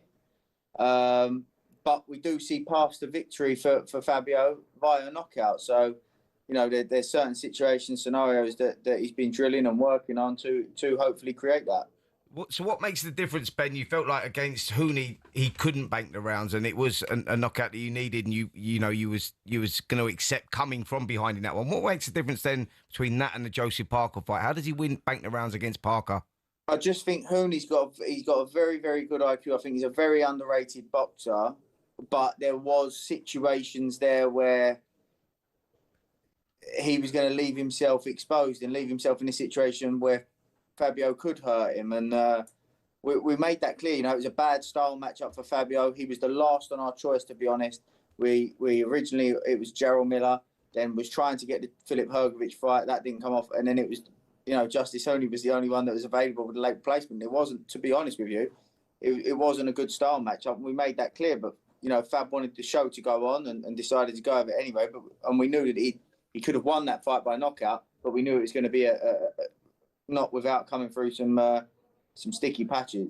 Can I push you, Ben? I know you probably might not want to answer this, but I mean, I think Joseph Parker is a better fighter than Justice Hooney. He's a better fighter technically on all levels. So how does Fabio bank? I mean, you didn't answer the question from Spence. How's he going to bank rounds against Joe Parker? I don't think he is he a better fighter? Overall, he's probably a better fighter, but I don't think he's as quick, as good at processing. Really? Yeah, I think Justice Hooney's a very, very underrated boxer, very good IQ, sets little traps that, you know, people don't see, and very, very hard man to deal with. And just stylistically for Fabio, I didn't think, you know, we didn't feel it was a great matchup for him, whereas we don't feel like that with Joseph Parker. Joseph Parker's a fantastic fighter, and probably rightly so, the favourite. But, you know, we're confident there's path to victory via knockout, as we've mentioned before. But I do feel like that Fabio will be able to bank some rounds as well there. I don't feel like it's the same stylistic match as the is it an easier environment for him to fight in, Fabio, given all the expectation and pressure of fighting at Portman Road and all that would have meant to him? Is this psychologically going into this fight for a variety of reasons? He wasn't in Justice Hooney's fight. He went in as the favourite for the first time in many instances that he'd gone in before, because every time he goes in, someone expects him to get beat. Is it easier for him to fight in the O2 than it would be at Portman Road? I understand that logic, but we actually discussed this last time with the Justice Hooney thing. Do you know what it is with Fabio? It's water off a duck's back, to be honest. I think he's got the mentality, because of his background, because of the lack of expectation of him. I think he goes in there with a mentality of, I just need to execute what it is that I need to execute. I need to focus on what I need to do. And the result is what the result is. And that works for him. I don't feel like he does, you know, get built up with pressure. I think he just takes it in his stride, and I think that works for him. I think what we found out with Fabio Wardley, especially in that last fight against Hooney, is that he doesn't lose spirit, and he can whack right up until the final round. And you suspect, stylistically, with Fabio Wardley and Joseph Parker, Parker will sit in the pocket at times and may get greedy at times, and you feel that that's where Fabio might exploit him, and that might be his best opportunity when Parker decides to stand and trade, because that will happen. Yeah, I feel like Justice Hooney was probably... He's cuter than people believe, and he's very good at setting little, very, very subtle traps, whereas I don't feel like that's so much of a part of Parker's game. And I feel like off the back of that fight, that in itself, like you say, Fabio getting a late knockout off the back of having a horrendous time, people know he's dangerous, and he's dangerous throughout, and you have to respect that. As much success as you're having, you have got to be respectful that it only takes one with him. And I feel like he would have learned a lot from the Justice Hooney fight as well. And to be honest with you, I just finished up sparring, and I will say that he's probably in the best place I've seen him so far. All right. Well, Ben, elsewhere, we know that another of your fighters, the rising star Moses Atoma, set to go in with Kubrat Pulev. What kind of test is that? I mean, it's been ordered. Is the fight going to happen? Is Pulev going to take that fight? Is that the path that he's going to end up being? I don't know. I know the WBA have ordered that. We leave that to Frank and Queensbury. Whether it's Pulev, whether it's whoever, we'll let Queensbury deal with that. So we'll see. But I haven't got any news on that so far. And let's finish off this hour. You got all the big names, Mr. Davison. Anthony Joshua, how is he? What's he thinking? He's good. It was his birthday yesterday, so he seems in a good place. As to how soon the next steps will be, I suppose there'll be some news soon. Ben, could we expect to see Joshua out this year, or will it be early next year? I know he's coming off a slight injury that we believe is now healed. When can we see him back in the ring again? I think if the start of his training goes well, possibly it could be this side of the year. Could be the other side of the year, but I think it won't be in the too far future. And the final question from me, Ben, is will 2026 be the final year for Anthony Joshua? We know that all roads lead to possibly Tyson Fury or that another crack at a world title. Will 26 be the last year? I don't have a crystal ball. You never know. There could be a comeback fight, a Fury fight, and it might be a rematch the year later. But I don't know. I genuinely don't know what whether it'll be the final year or not. I suppose we'll all wait to see. Ben, I think it says everything that he's had a year out the ring, and we're still, every time I talk to you guys, we're still talking about him. So. Of course, and we'll continue to do so. Ben, thank you very much indeed. Our best regards to Fabio Wardley, who goes in against Joseph Parker. We look forward to that. Mr. Jordan, you're heading out to sunny climes. I am. For the next couple of days or so. Enjoy. Spencer, as always, thank you so much. Absolute pleasure. Thanks for all the texts and the tweets, etc., etc. Rangers fans might be interested in this. Just to finish off the hour, I'm getting word that talks between Rangers and Kevin Muscat progressing positively as we head to 1 o'clock.